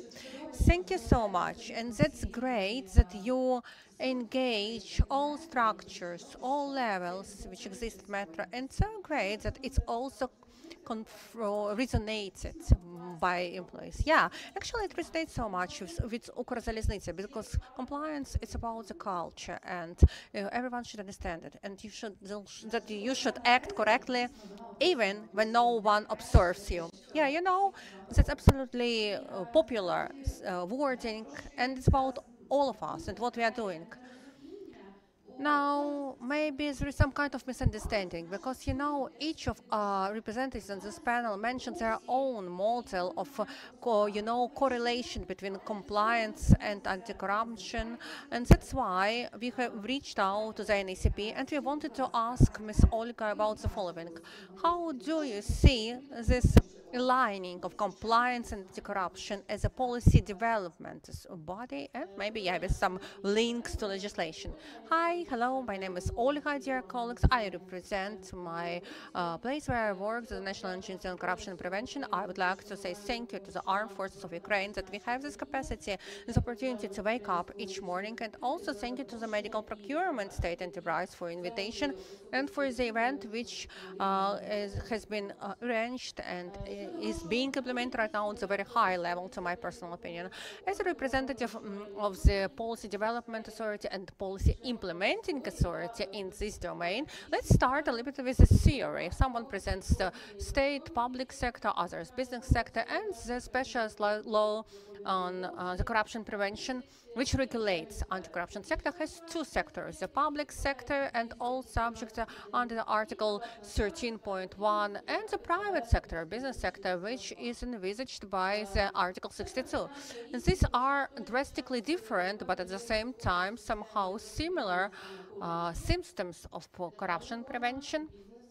In the state enterprises, in the business sector, we have relevant secondary legislation which actually regulates, guarantees rights, duties, powers, procedures, how to improve anti-corruption programs. But at the same time, law on corruption prevention doesn't have any definition on anti-corruption compliance, even despite of the fact that the compliance term is mentioned in some other legislative acts, including those which regulate banking sphere and all those players on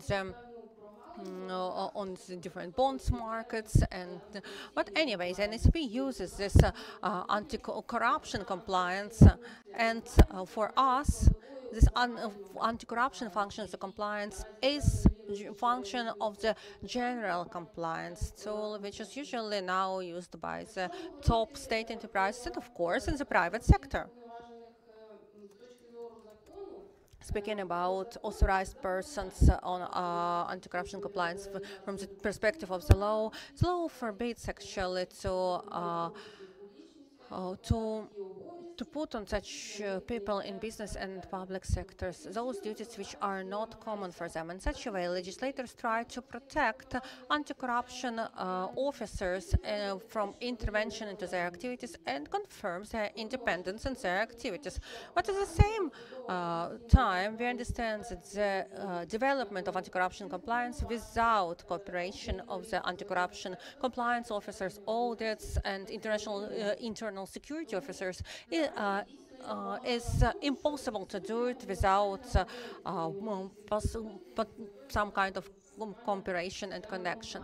Also, it's important to remember about the model. The model of the anti-corruption compliance cannot be only one, because there should be different, because we have different subjects, different laws which regulate their activities, different domains, and yes, indeed, that's why we need to develop such models in order for each organization, for each top organization to choose the most efficient and the most interesting process of interaction which suits specifically their purposes. And I would like to mention that the NACP does not criticize and doesn't say any negative about having these additional duties for the anti-corruption officers. But at the same time, those additional duties should not impact their key functions, doubt and jeopardize their independence and and the performance of their work. And it's critically important in this transitional period of the compliance process. And it's also impossible. It's also important when you have not only one authorized person, but the whole authorized unit. And that's why you need to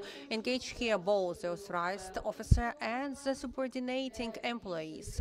And in such a way, we will extend and scale up the compliance sphere, and it will work more efficiently. That's why in the NACP, and the colleagues have already mentioned it, regarding the development of the legal status both in the public and private sectors. Now we are working on the COPS and of making amendments to the law on regulating relations in both in the public and private sectors, and also the law on making amendments to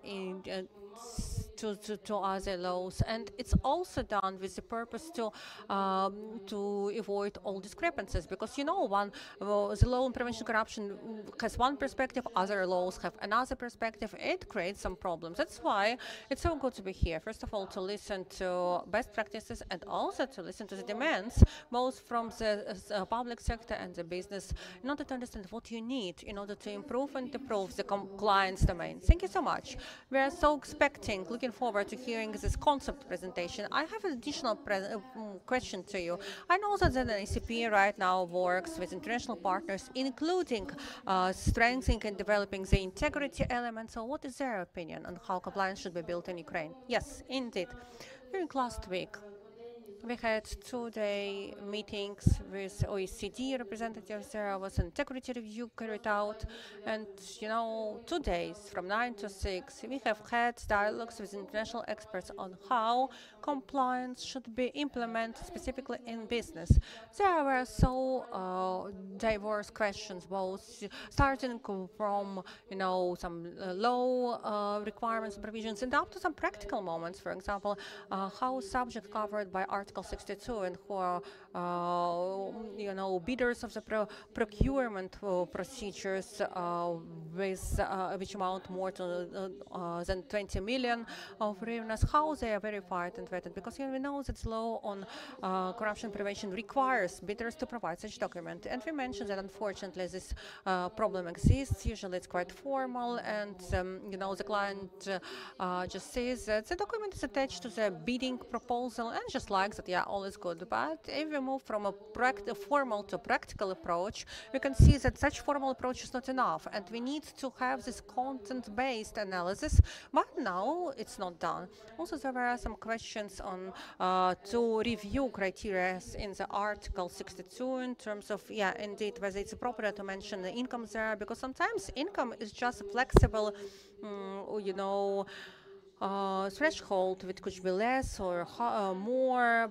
It is given that the country has an ongoing war right now. Also, there were questions related to the anti-corruption activities, for example, regarding the payments and salaries.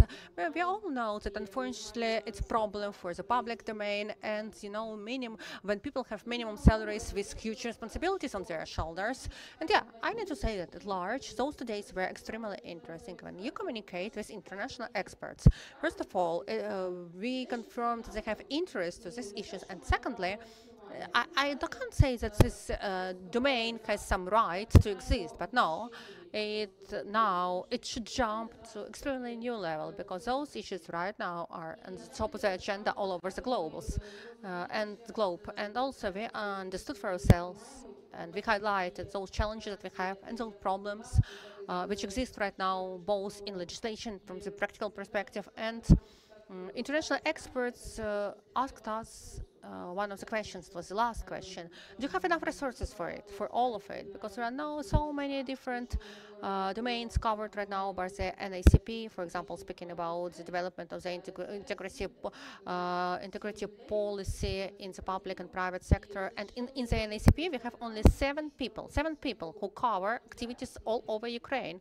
And we need to do our work in a quality manner and efficiently. Thank you so much. Thank you. Yes, thank you indeed for this so open conversation and for your so extremely important work. And at the end of this discussion, I also will give a floor to others to ask questions. And yeah, I think we have already a little bit agreed on the term of the compliance and the compliance model. Now I would like to move to a part with some advices, hints, and life hacks how to align compliance in your organizations. And my question will relate now to each of you. So I will kindly ask you to speak one by one, and please be concise, remembering our timeline. So what I would like to ask you, during the first part of our event, many speakers mentioned the tone from the top. Tone at the top plays extremely important role, and all of us, we understand that without support of our leaderships, we will fail. We would fail to implement so many different things. And in terms of implementation, meeting the standards of ISO, tone at the top is important, and it should be demonstrated and showcased. So please, dear colleagues, can you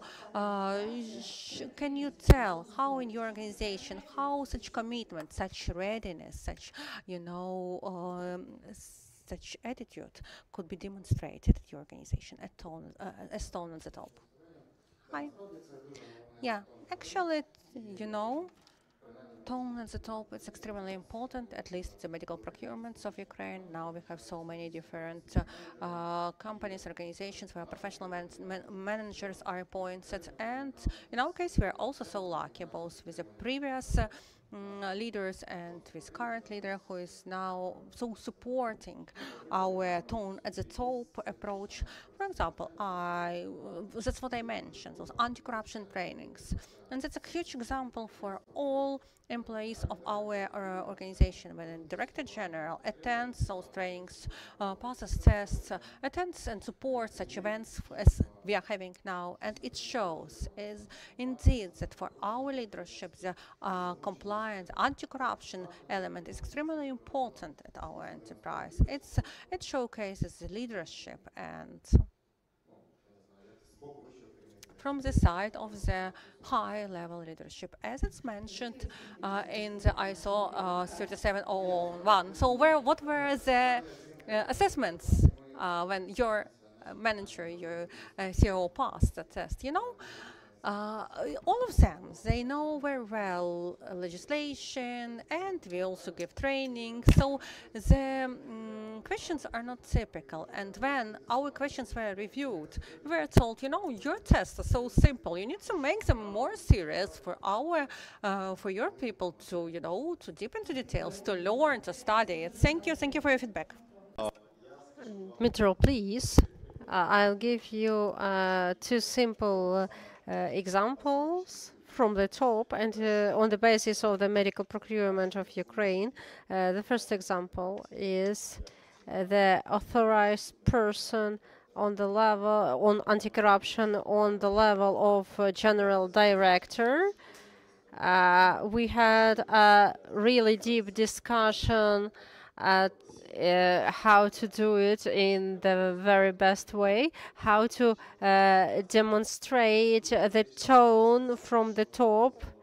And the second thing, what we all are doing, we are talking here not about medication, because the scope of medical procurement, look what's going on. We are talking about compliance here on the basis of medical procurement. And we are here with respected guests, respected participants, our international donors, our partners. Rebecca, thank you so much for your support. So our partners support these activities. So the voice from the top, here is the bright example how this should be done. Speaking of internal work, Stanislav mentioned, and I do agree, everybody is writing tests on the basis of DOT. So the standard was very high from the very beginning. Criterion is very simple. Are you in line or are you not? It's about behavior, it's about being aware of, it's about motivation, and financial motivation. As I understand, we will have a talk about the resources, but the voice from the top, the tone from the top, must be also shown in the finances given by the boss to support this function. If there is much money, if there is much money, it means that function will work. Yulia, please share, because I know that your senior management is participating actively in the anti-corruption public events. Yes, that's true. Ukrainian Railway is very active. Our boss is showing the leadership. And let's start from the anti-corruption office, and let's start from here.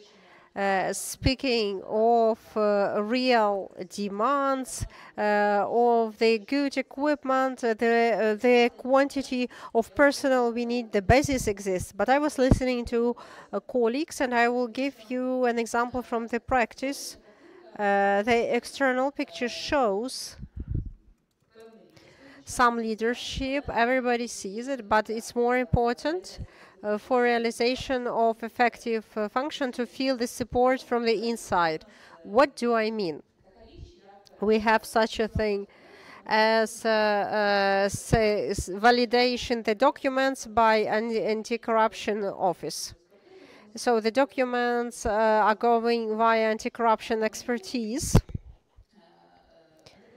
Anti-corruption office makes some conclusions, so we write them as a checklist, as the National Agency for Prevention of Corruption does, and then we send this to the departments. The departments should analyze what we have sent to them, because the aim is to mitigate the risks of the anti-corruption or any other offenses. Some law of law, we also can write about this. The question is, not all departments, not all units were immediately happy that we are sending recommendations to them, because such practice hadn't been existing before, but the head of the management supports us, and this support attracted attention to from other units to what we suggest. Because without the support of senior management, our conclusions will be just recommendations.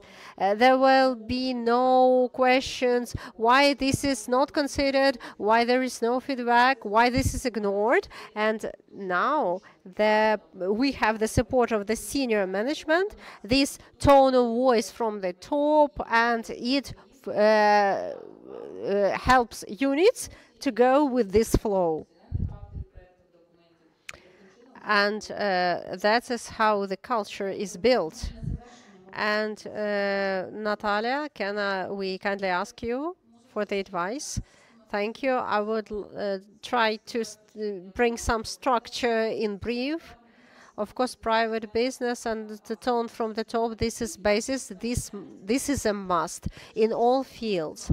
If to put this into system, for us, tone from the top, these are some official messages.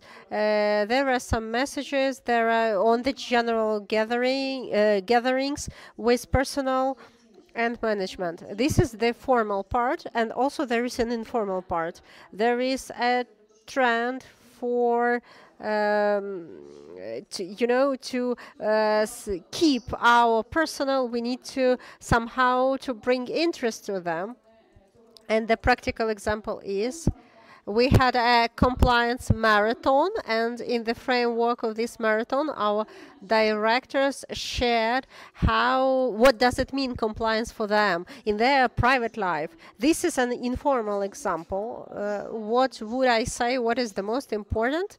The tone from the top. The bosses must show by their actions that they practice what they preach. And this tone from the top, when the management is showing, we practice what we preach, and this is true, this is right, this is the best tone from the top. Thank you. Thank you, Damo, that he didn't leave us after this speech, and he supports everything that is said here. Dmitro, you have mentioned that there must be resources, that compliance to be developed. As you have an experience from the very beginning in procurement and in DOT, could you advise something for the freshmen? What should be done? Oh, that's a great question, but this the answer costs a fortune, I would say. Do you try to persuade your boss that compliance is important? Ask him one question. What is the price of your reputation? If it costs 10,000 hryvnias and that's the salary of a compliance officer, then of course this reputation is on minimum level. The motivation must be related to the importance of the reputation for the senior management. If integrity of the company is related to the personal reputation of the boss, that's one thing. Now you're all checking the news, the personal responsibility, the corporate responsibility. First faces are always responsible. So it's a question of motivation. What is the price of the reputation? Speaking of resources, it's very important to say there is a golden rule, a worldwide spread rule, that compliance mustn't be of a price of more than 10% of the income of the company. Railway, I think you must support this because this is the most topical for you. So what we have here, if the senior manager is ready to contribute, 10%, this is normal figure, normal number. We can work with this. So people, resources, and processes. But people are the most valuable resource. We must shape the team, but it's a difficult decision because when you establish the company from zero level and also you are interested in sustainable processes in the organization, you not always have an opportunity to shape team in the way you would like to. It's important to have a professional team dedicated to integrity. And the next thing, the funds, the level of salaries. The National Agency for Prevention Corruption here told us about this, that the lack of financial motivation of the personnel, because actually this is closely related to the independence. There is an old Roman Latin proverb. It's very difficult to think about the democracy when you're hungry. That's why we need to create conditions when people can go deep into the processes and be concentrated on their work. Believe me, corruption is a tricky thing, and there are people who can manipulate. And the next thing, digitalization. I'll be frank with you. I do believe in digitalization. I believe that the compliance of the future is the integral part of the digitalization. And here we are very different from some other European countries, because some countries in Europe are still living in the world of paper bureaucracy, and we, believe me, we are very progressive. Actually, we, the Ukraine, we are the leader of in many fields, and let's be proud of ourselves. Coming back to my initial idea, the contribution to the digitalizations, 90% of compliance can be digitalized because it's about quality control, and everything can be done in electronic ways. Colleagues from digital world here can support me that it's possible to turn all this into code. So we should invest in this field. Resources, let me think. Openness to education and experience exchange. We must be open to the fact that tomorrow a new challenge will come, and we must prevent this challenge. That's why we need good set of skills. We need to exchange ideas with colleagues. It's also a resource that must be provided. That's why education, practice, more education, more practice, education, exchange of the ideas, good practices, bad practices, lesson learned. This will make us stronger tomorrow. I would like to support Dmytro in the field of how Ukraine is digitalized. In medical procurement of Ukraine, we frequently work with international registers, and it's very difficult to find something because these registers are like you need to pay for the notifications and certificates, and almost all registers in Ukraine are public, are open. You don't need to pay money for this information. And this is so cool. We need just to, to create the register of all registers of Ukraine. But the fact is that we're very cool in this. We must be proud of ourselves.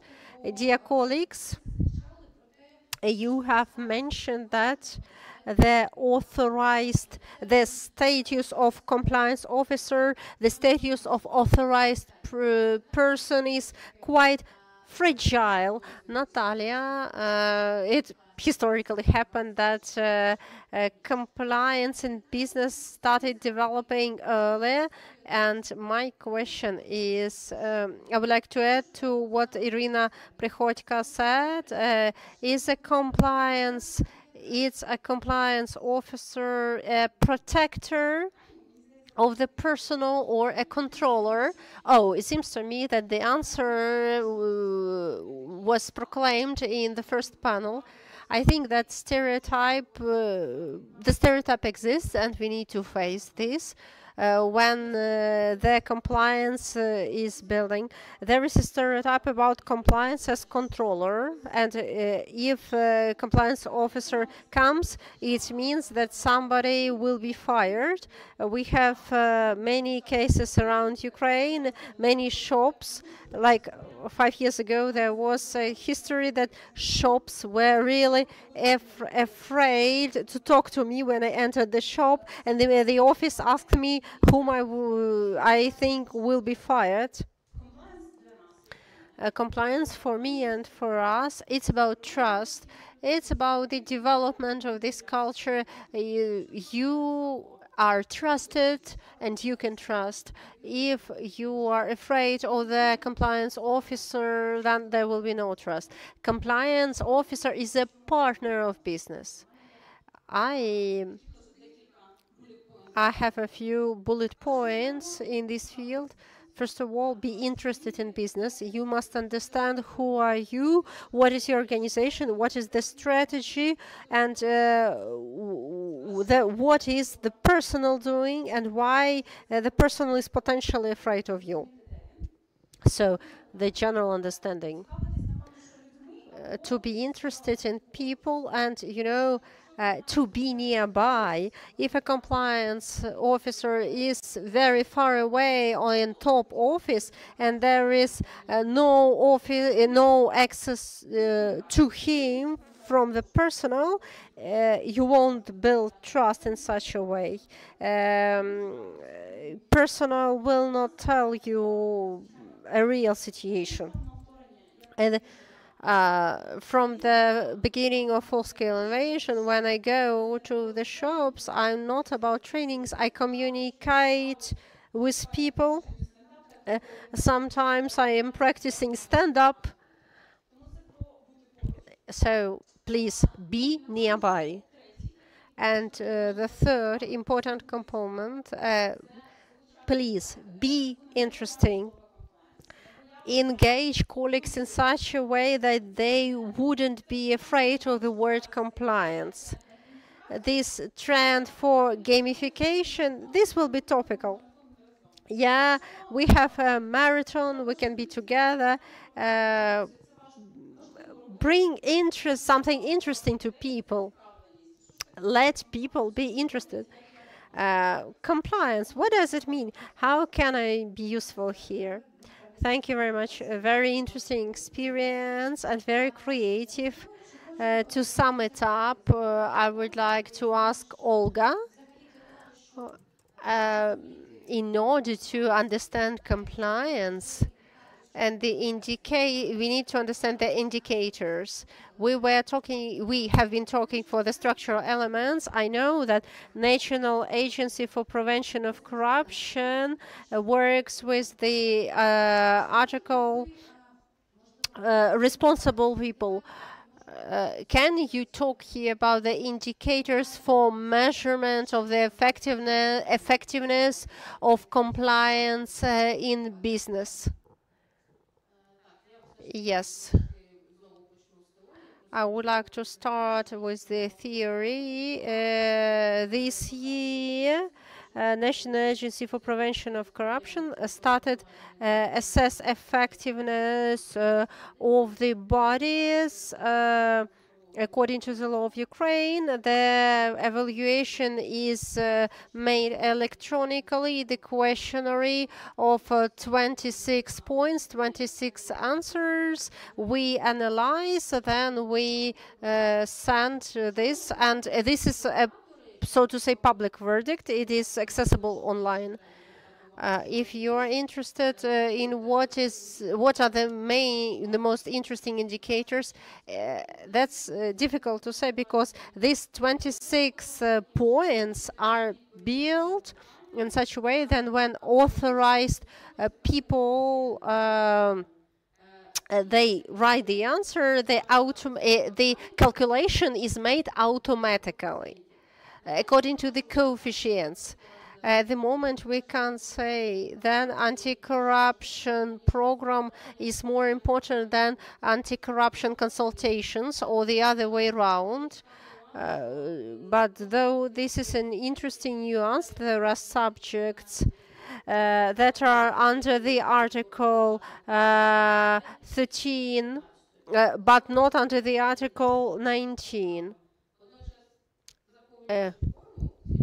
Питання про At the same time, when they fill in this form, they also, if they don't provide any replies, an ACP think that if such reply was, they got the highest score. Yet, in the assessment, at first it is reflected. We can't mention already, of course, 5 the most important indicators, because it's objectively impossible. Each enterprise is unique. Each has specific domain, resources, legislation applied. So if you're interested, if you visit the integrity portal, the first analytical data is already published regarding the assessment of activities of anti-corruption authorized persons in the public domain. And now my colleagues are assessing central executive authorities. In the next stage will be regional state administrations. This vertical structure, in order by the end of the year to get general picture on all levels, disaggregated by domains and some other factors. So the process has just been started. Again, mention and to underline, to assess. It's quite complicated to assess such high number of subjects, but believe me, my colleagues do their best to do it efficiently and qualitatively. But speaking about performance in the private sector, first of all, it's not envisaged by legislation. We know that it's not done. And secondly, we're in lack of resources. There is also no opportunity, no even option to count what is the number of subjects covered by Article 62. In the public sector, it's a little bit easier using requests. We can identify that number of enterprises. In the private sector, unfortunately, it's impossible under current conditions. But looking globally, how we can implement anti-corruption compliance function without assessment of the performance and the activities. Maybe it's already implemented, but it's not efficient. So in future, when we come to that point, that institute of anti-corruption compliance officers and units is improved, only then we could speak about assessment of compliance in the private sector. For now, it's difficult. Okay, thank you, dear colleagues. I have this call for you. Let's develop this top 5 indicators or actions, activities, which could become a signpost for all those who start implementing compliance in their enterprises in order to understand whether they are moving in the right direction or not. So, each of you, please name one action or one activity, and please try not to repeat your colleagues. Metro, let's start with you. You know, I would be banal, but, and maybe it's quite far away from what we have mentioned, but I would say the following. You shall not be afraid of experiments, and you shall be brave.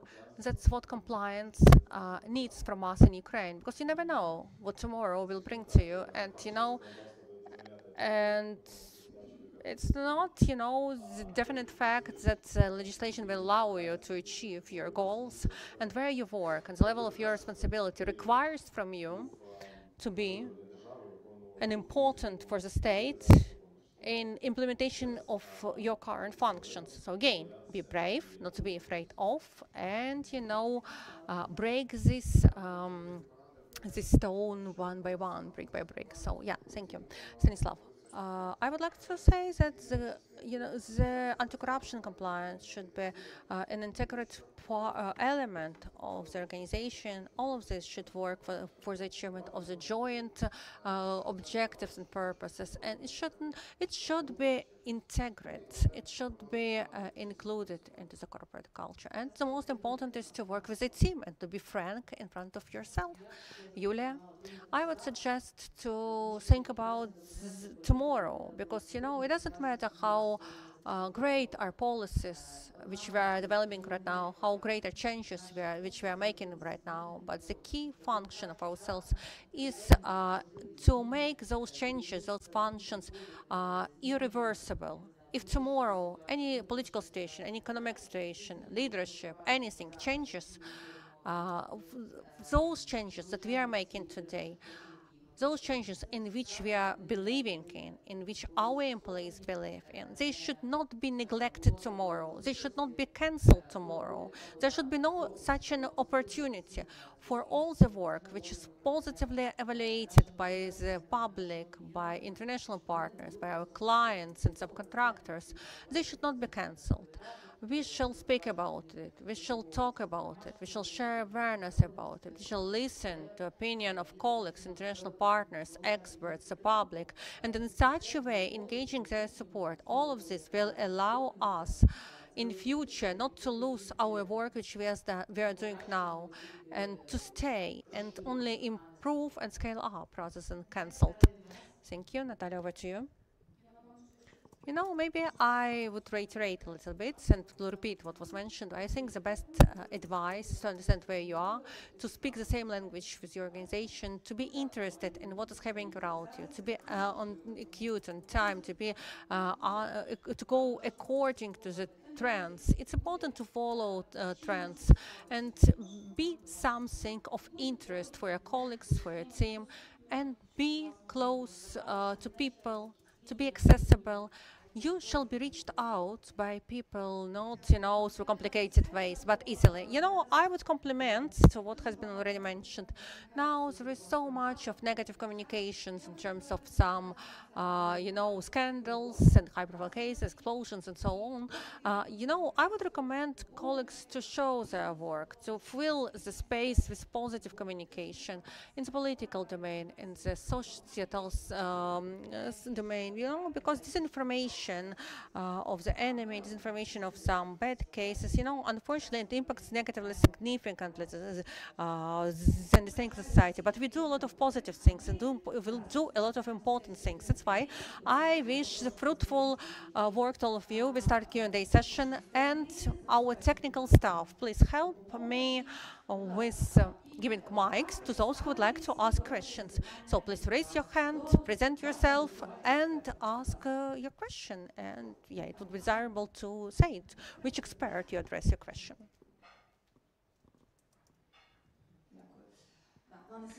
Lana Sinichkinka again, Arts Again Unique. I will have a question to Olga and Metro, but first one comment from my side.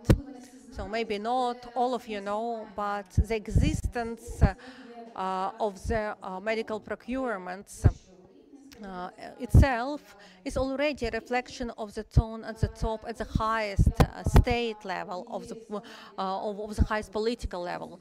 I was a member of the team which actually developed this transition concept of all provisions, first from the discredited at that time Ministry of Healthcare to international organizations, and then to the medical procurement and of Ukrainian enterprise. It was quite a scary moment, how it would work, whether it would be corruption and so on, whether we would fail and so on. There were some thoughts that I need to mention them, but thanks to this, right team members, it was the first team. We didn't know all those processes which are now very well known and shared by colleagues. At that time, nothing was there. No one understood what compliance is, but everyone understood that we don't want any more of corruption among doctors because it's about lives of people. It was immediately after the Revolution of Dignity. Everyone just wanted those changes. And from my side, I would like to mention that the key secret was in that young, in this good spirit of that word, compliance in terms of ethical culture. So this young team which wanted those changes, and compliance and procedures and politics came later. And yes, it was so needed to be done later. And I'm so glad to see how it's scaled up, how this concept is scaled up for the defense procurements. Yeah, because the model is so similar, and we already smile because we understand it. And I want to wish to all of us, to scale up this model, and in order to extend the number of people who support it for other economic sectors. We have so many of them, and transportation sector and others.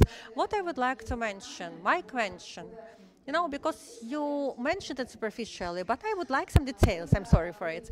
Olga, you were absolutely right saying that we have some, provisions in legislation which do not make an obstacle, but somehow complicates development, establishment of the compliance units in a wider understanding than just anti-corruption compliance. And we face that problem when we develop methodological recommendations for the state enterprises under the Ministry of Infrastructure. And when it was told that it's interpreted in such a way that the anti-corruption officer can't deal with any other compliance matters apart of those which are so limited by legislation. I was so sorry to hear about that, because we understand that international standards and actual compliance is much more, it's much wider than just corruption. And as far as I understand, you faced that problem when you developed this concept together with Dmitro. Please share with us some specific details, how at the end of the day you managed to work with that method to handle it, because I can see that at your structure the compliance is in the right place. Thank you. Thank you, Lana, for your question. Yes, indeed, I would compliment what you mentioned.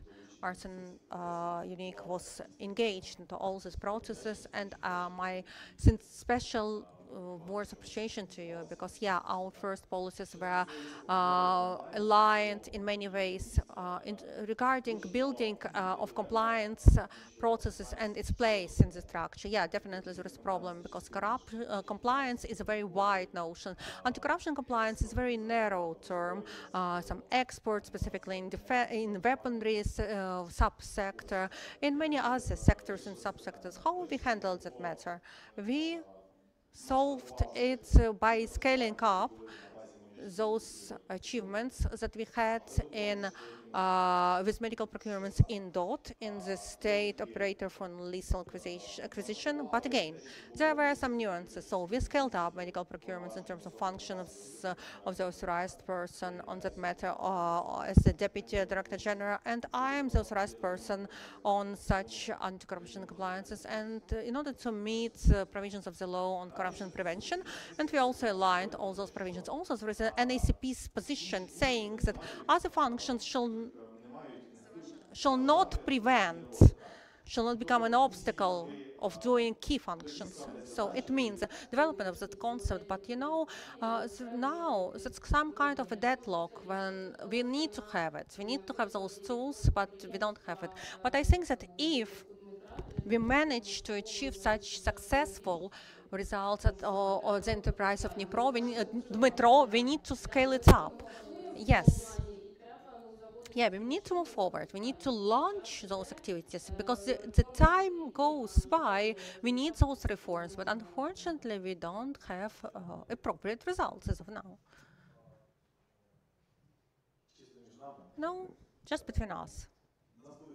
We had discussions within ACP on that matter, and as far as I understand, Victor has quite optimistic just attitude to develop this domain, and we have great expectations on that matter. Yeah, definitely. There should be a specific panel how to develop this this model, this project. I'm sure that in future it will be implemented. We do really hope for it, because we can hear a lot about it. We communicate a lot on our level. And when I mentioned bravery, when we spoke about what we wish, because you know, it develops according, aligned with, in a procedure and so on. So, and people move and do it according to legislation. We have so many spheres where we can implement it. Yeah, I would like to add a little bit that an authorized person can't take any other additional functional duties, you know? We didn't have any specific legal interpretation on the law on corruption prevention, because from one perspective it's forbidden to do in order to distract the impact, so on. But from another perspective, we have Article 13.1, which actually could be interpreted in two different senses. It says that authorized persons and units are established, and in brackets are defined. And we know that when the law was adopted, when the ACP was established as a regulatory body, and when in Ukraine centralized institute of anti-corruption was introduced, that very often functions of an authorized person are put on a lawyer, for example. And so it means that at the same time, the law allows us to define or designate a person, but from another perspective, it just forbids. And so there could be situations that we do not designate an authorized person, but we have the designated function. So we have the situation when, yes, we have authorized persons with relevant functions, but it's just on paper. But in practice, they do it only once per year, checking some declarations. We have some other questions from the audience. Yes, please. Yeah, sorry, just a short comment. That's Article 13.1, public sector, and the secondary legislation which covers its activities. Yes, indeed, it allows to put such duties. And speaking about private sector, it's only a separate position. And it's also a problem. Why actually for the public domain, it allows to combine those functions, but for the private sector, not.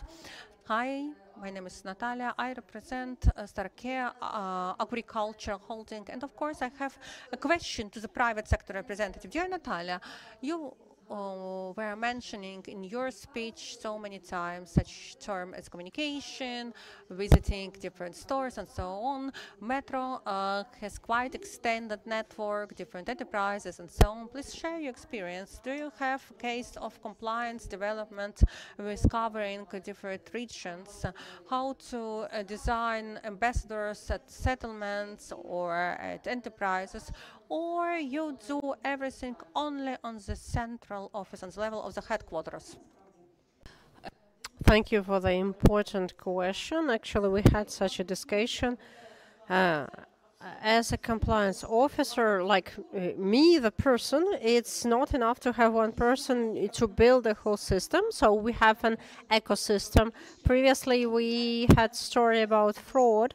As a compliance, I understand what is going on in the organization, but there are security managers in the regions, compliance officers in the regions.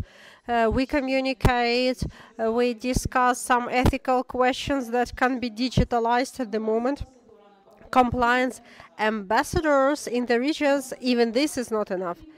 The bosses in the regions also must be ambassadors of compliance. Let's focus on also, we need a problem, you know, to teach the teacher. We need to be pretty sure that the directors in the regions, they bring good knowledge. The compliance ambassador without, you see, this is a teamwork to build such a system. Thank you. I have one more question today. We mentioned about the line of trust, but we didn't bring up the level of the discoverers.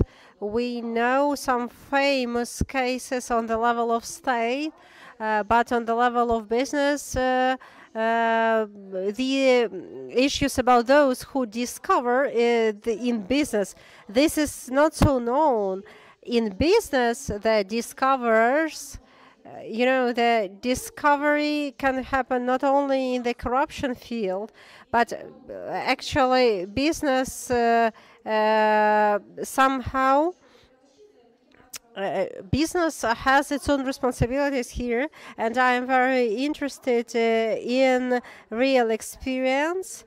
You know, the support of the discoverers after they informed about some discovery in the investigation process, and what is the mechanism of funding and rewarding of these discoverers. No, we do not have the financial motivation for the discoverers. Though I would like to say that we have an anonymous line with long story. There is a classification to understand who informs for what. And anonymous line is anonymous. We not trying to detect who is calling, but the line works, and it's one of the components of the trust to compliance, because there are serious cases, and also we understand somehow that the colleague had to reflect on some issue, and it happens, and the line works. In private business, I never heard, you know, to give, okay, in my business, it's not relevant. Those people who discover, we are speaking of the culture of speaking up. It's our joint effort to make our business profitable. It's a joint effort and mutual understanding thing. On the example of agriculture business, there is no such practice, unfortunately. I hope that in the coming future, these ideas will appear, because people are working on this, and I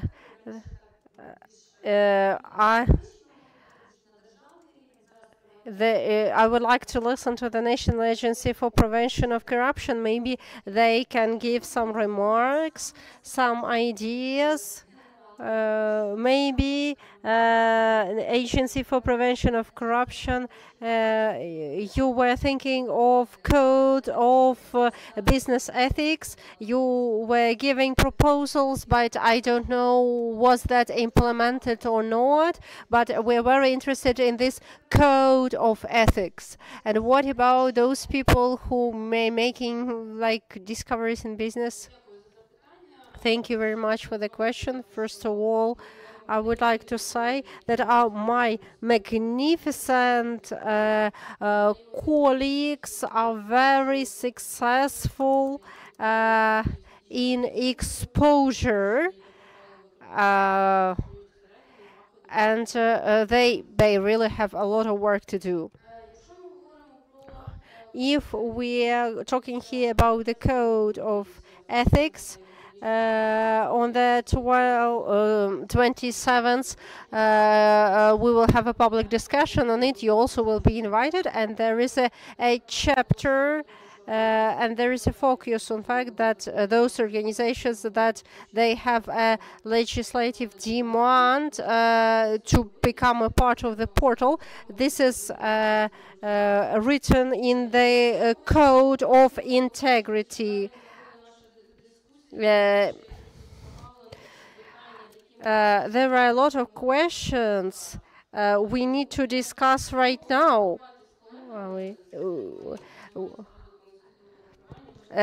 I'm trying to communicate with my colleagues some ideas of the on the private sector. We need to think of this whistleblowers.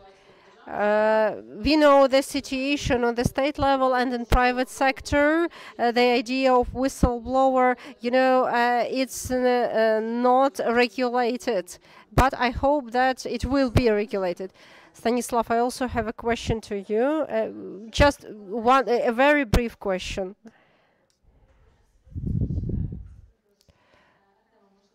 Artem, please ask a question. Stanislav, I would like to ask you two questions very quickly. You said, according to your vision, risk management is also part of compliance. Let's make a model of situation. If a supervisory board is rethinking of approaches and says the second line of defense must be separately risk management and separately compliance and anti-corruption. What will be your reaction? How will you keep risk management? And a short question to Mr. Dmytro. You said that 10% from income. This must be financing the compliance. And what shall we do if the company is unprofitable? Thank you. Speaking of risk management, we have these legislation issues about there are corruption risks and function of risk management in the law of Ukraine on state-owned property management. It's not written in the law except corruption risks. Maybe we feel the lack of some basic documents. It is a typical line that we have in our legislation, but we don't. The nuances are not written in good way. That what does it mean? Compliance function and risk management function. This is not specified in the law. And we have the explanation of internal control function, and it is exposed by the supervisory board. And I think that all these things will be written in the statement about the supervisory board. To fight the risk management function, I think we are ahead of it, but I believe that we will have a good supervisory board and they will support us and we will have no problem in this field. I have a very short answer. In fact, such compliance must be developing. If a company is unprofitable, that something is wrong with the company. Compliance works for the company to be developing. When the company is established, there are investments here, both state-owned and private. Investment might be protected. Compliance is valuable because it increases the additional value of the company. Accordingly, on the level of establishment, it's investment. And then money are invested all the time. If a company doesn't work, it means processes don't work. No processes working, no internal control working, no internal control working, and no compliance working. Any other questions? Dear colleagues, my name is Oleg Polishuk. First of all, I would like to thank you and thank the military, the armed forces of Ukraine, thanks to whom we can be present in Kyiv in quite peaceful conditions. And thanks to the organizers, very interesting organizers. Thank you, dear speakers, very professional speakers. A lot of new information.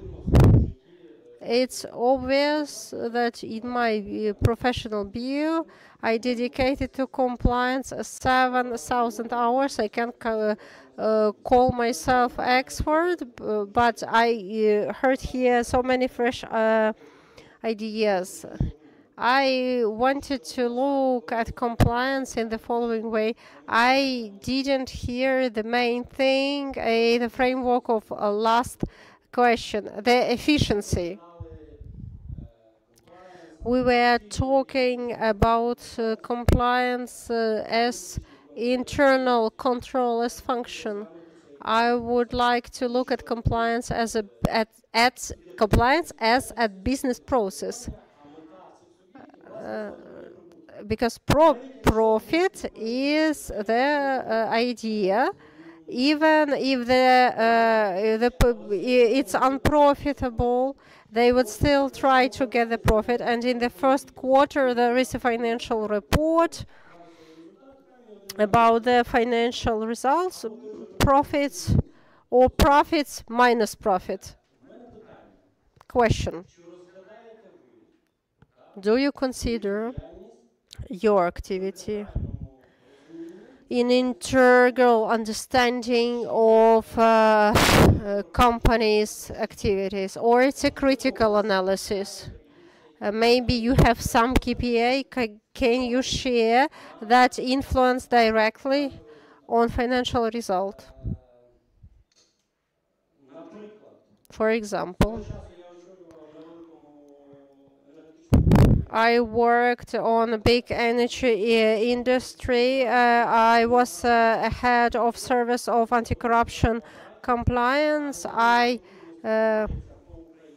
So the generations are everywhere in Ukraine, and I demanded from my personnel how they measure the effectiveness of their work.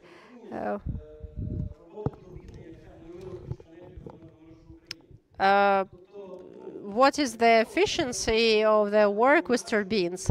In general, people do not go so deep in detail, but I demanded from people thinking. So please share your evaluation, how your activity influences the income. not quantity of the paper compliance, but from the point of view of real numbers. Or if it's unprofitable, if profitable, if unprofitable, why? What is the role of compliance? I can give you a hint. If the training is good, I've been thinking a lot. If trainings are fine, personnel is happy, they are positive, they are motivated, they are in good mood, and the productivity of labor is higher. But I would like to listen to your thoughts about effectiveness.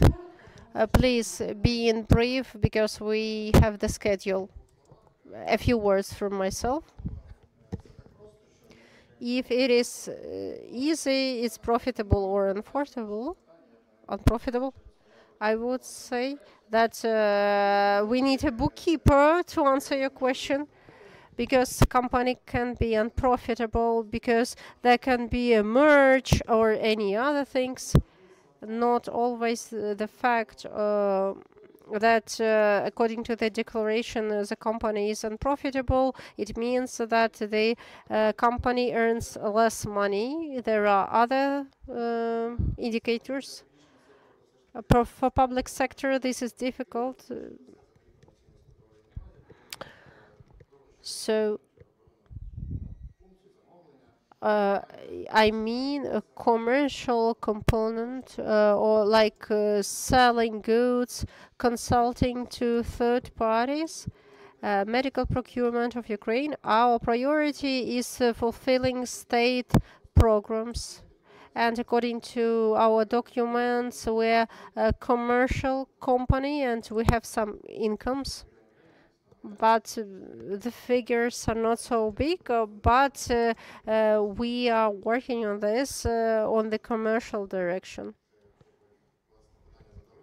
And then let's think why we are profitable or unprofitable. And then we will operate figures. What a great question. We were working on this question the last quarter. We came to the following conclusion. There is a strong link. Compliance doesn't exist separately in the depths. Compliance is a function aimed to support standards of the process, but it doesn't mean that the processes are not working. They are good or bad. Our approach is the following. The line of internal control, I call them program managers, the heads of the directions. Somebody is buying the equipment, somebody is buying food for the armed forces of Ukraine. So there are managers responsible for coordination, the direction. The effectiveness of work, there are direct indicators and indirect indicators. Direct, it's plans. And here we, of course, try to mitigate the risks. And there are indirect indicators. How the main task, the main mission is performed. And the main mission is to support the armed forces of Ukraine with the necessary goods. These are two indicators that must be in parallel, not separately. We consider this. We have seen at the very beginning of work, the main effectiveness indicator is providing. Because we are in fight, we can't hit the Russian soldier with the book, the Criminal Code of Ukraine. The Criminal Code of Ukraine published edition doesn't kill the Russian. The ammunition does. This is the thing we are working. Thank you. Питання залу, і я попрошу. we have only one question from the audience, I suggest to make it over, and the rest of the questions you can ask during the coffee break, because we have some time for networking. Just to remind you that all materials and all links to photos and videos we will disseminate among everyone who registered and left their emails. And also one more request: someone lost their earring. If you lost it, please come to the registration desk. Hi, anti-corruption officer, private sector treatment, water treatment tools, enterprise, including pharmaceutical sector. My question to Natalia: which advice could you give for implementation of the corruption compliance tools to be implemented in the private sector? For example, we have asked actually to assign all top directors and heads of units on U-Control monitoring in terms of vetting them and checking on the embezzlement and illegal embezzlement for their family members. Yeah, from one perspective, I understand that that's human rights violations, but I would like to listen to your advice. Maybe like some what is the threshold between and balance between such violations and results? I'm afraid I will disappoint you. Speaking about violations, I can't tell you nothing. Actually, everything what we do, that's absolutely clear, and what's mentioned by other colleagues. We do not monitor using U-Control. No. It's not about the culture that we have developed in our organization, the culture of trust. From practical advices, from practical point, to speak more about it for people to understand it, for colleagues to understand it, that, yeah, I mentioned already what we do: trainings, communications, for information to be always available. We move forward into the digitalized world. We have some digitalized processes. There are not many of them, but only what we can allow for ourselves in terms of policy and data protection, but we have some. Information should be available. Protection of whistleblowers and the anonymous hotline, this has already been mentioned. That's extremely important. If you don't have them, you should launch it. It's one of the important elements how to prevent corruption in particular, one of the key tools actually. Yeah, but generally communication, how to train employees who work with risk management. Yeah, it requires some clusterization of employees and to train them, to reach awareness of them, why it's important. Nothing on the borderline, as you asked me. Sorry for this. Thank you, dear colleagues. Thank you for your experience. Thank you for the audience, for your questions, and for panelists for your answers.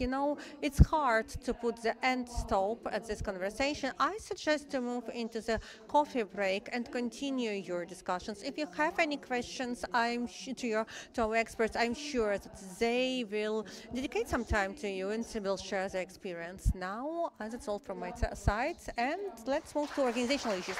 Let's say thank you to our speakers.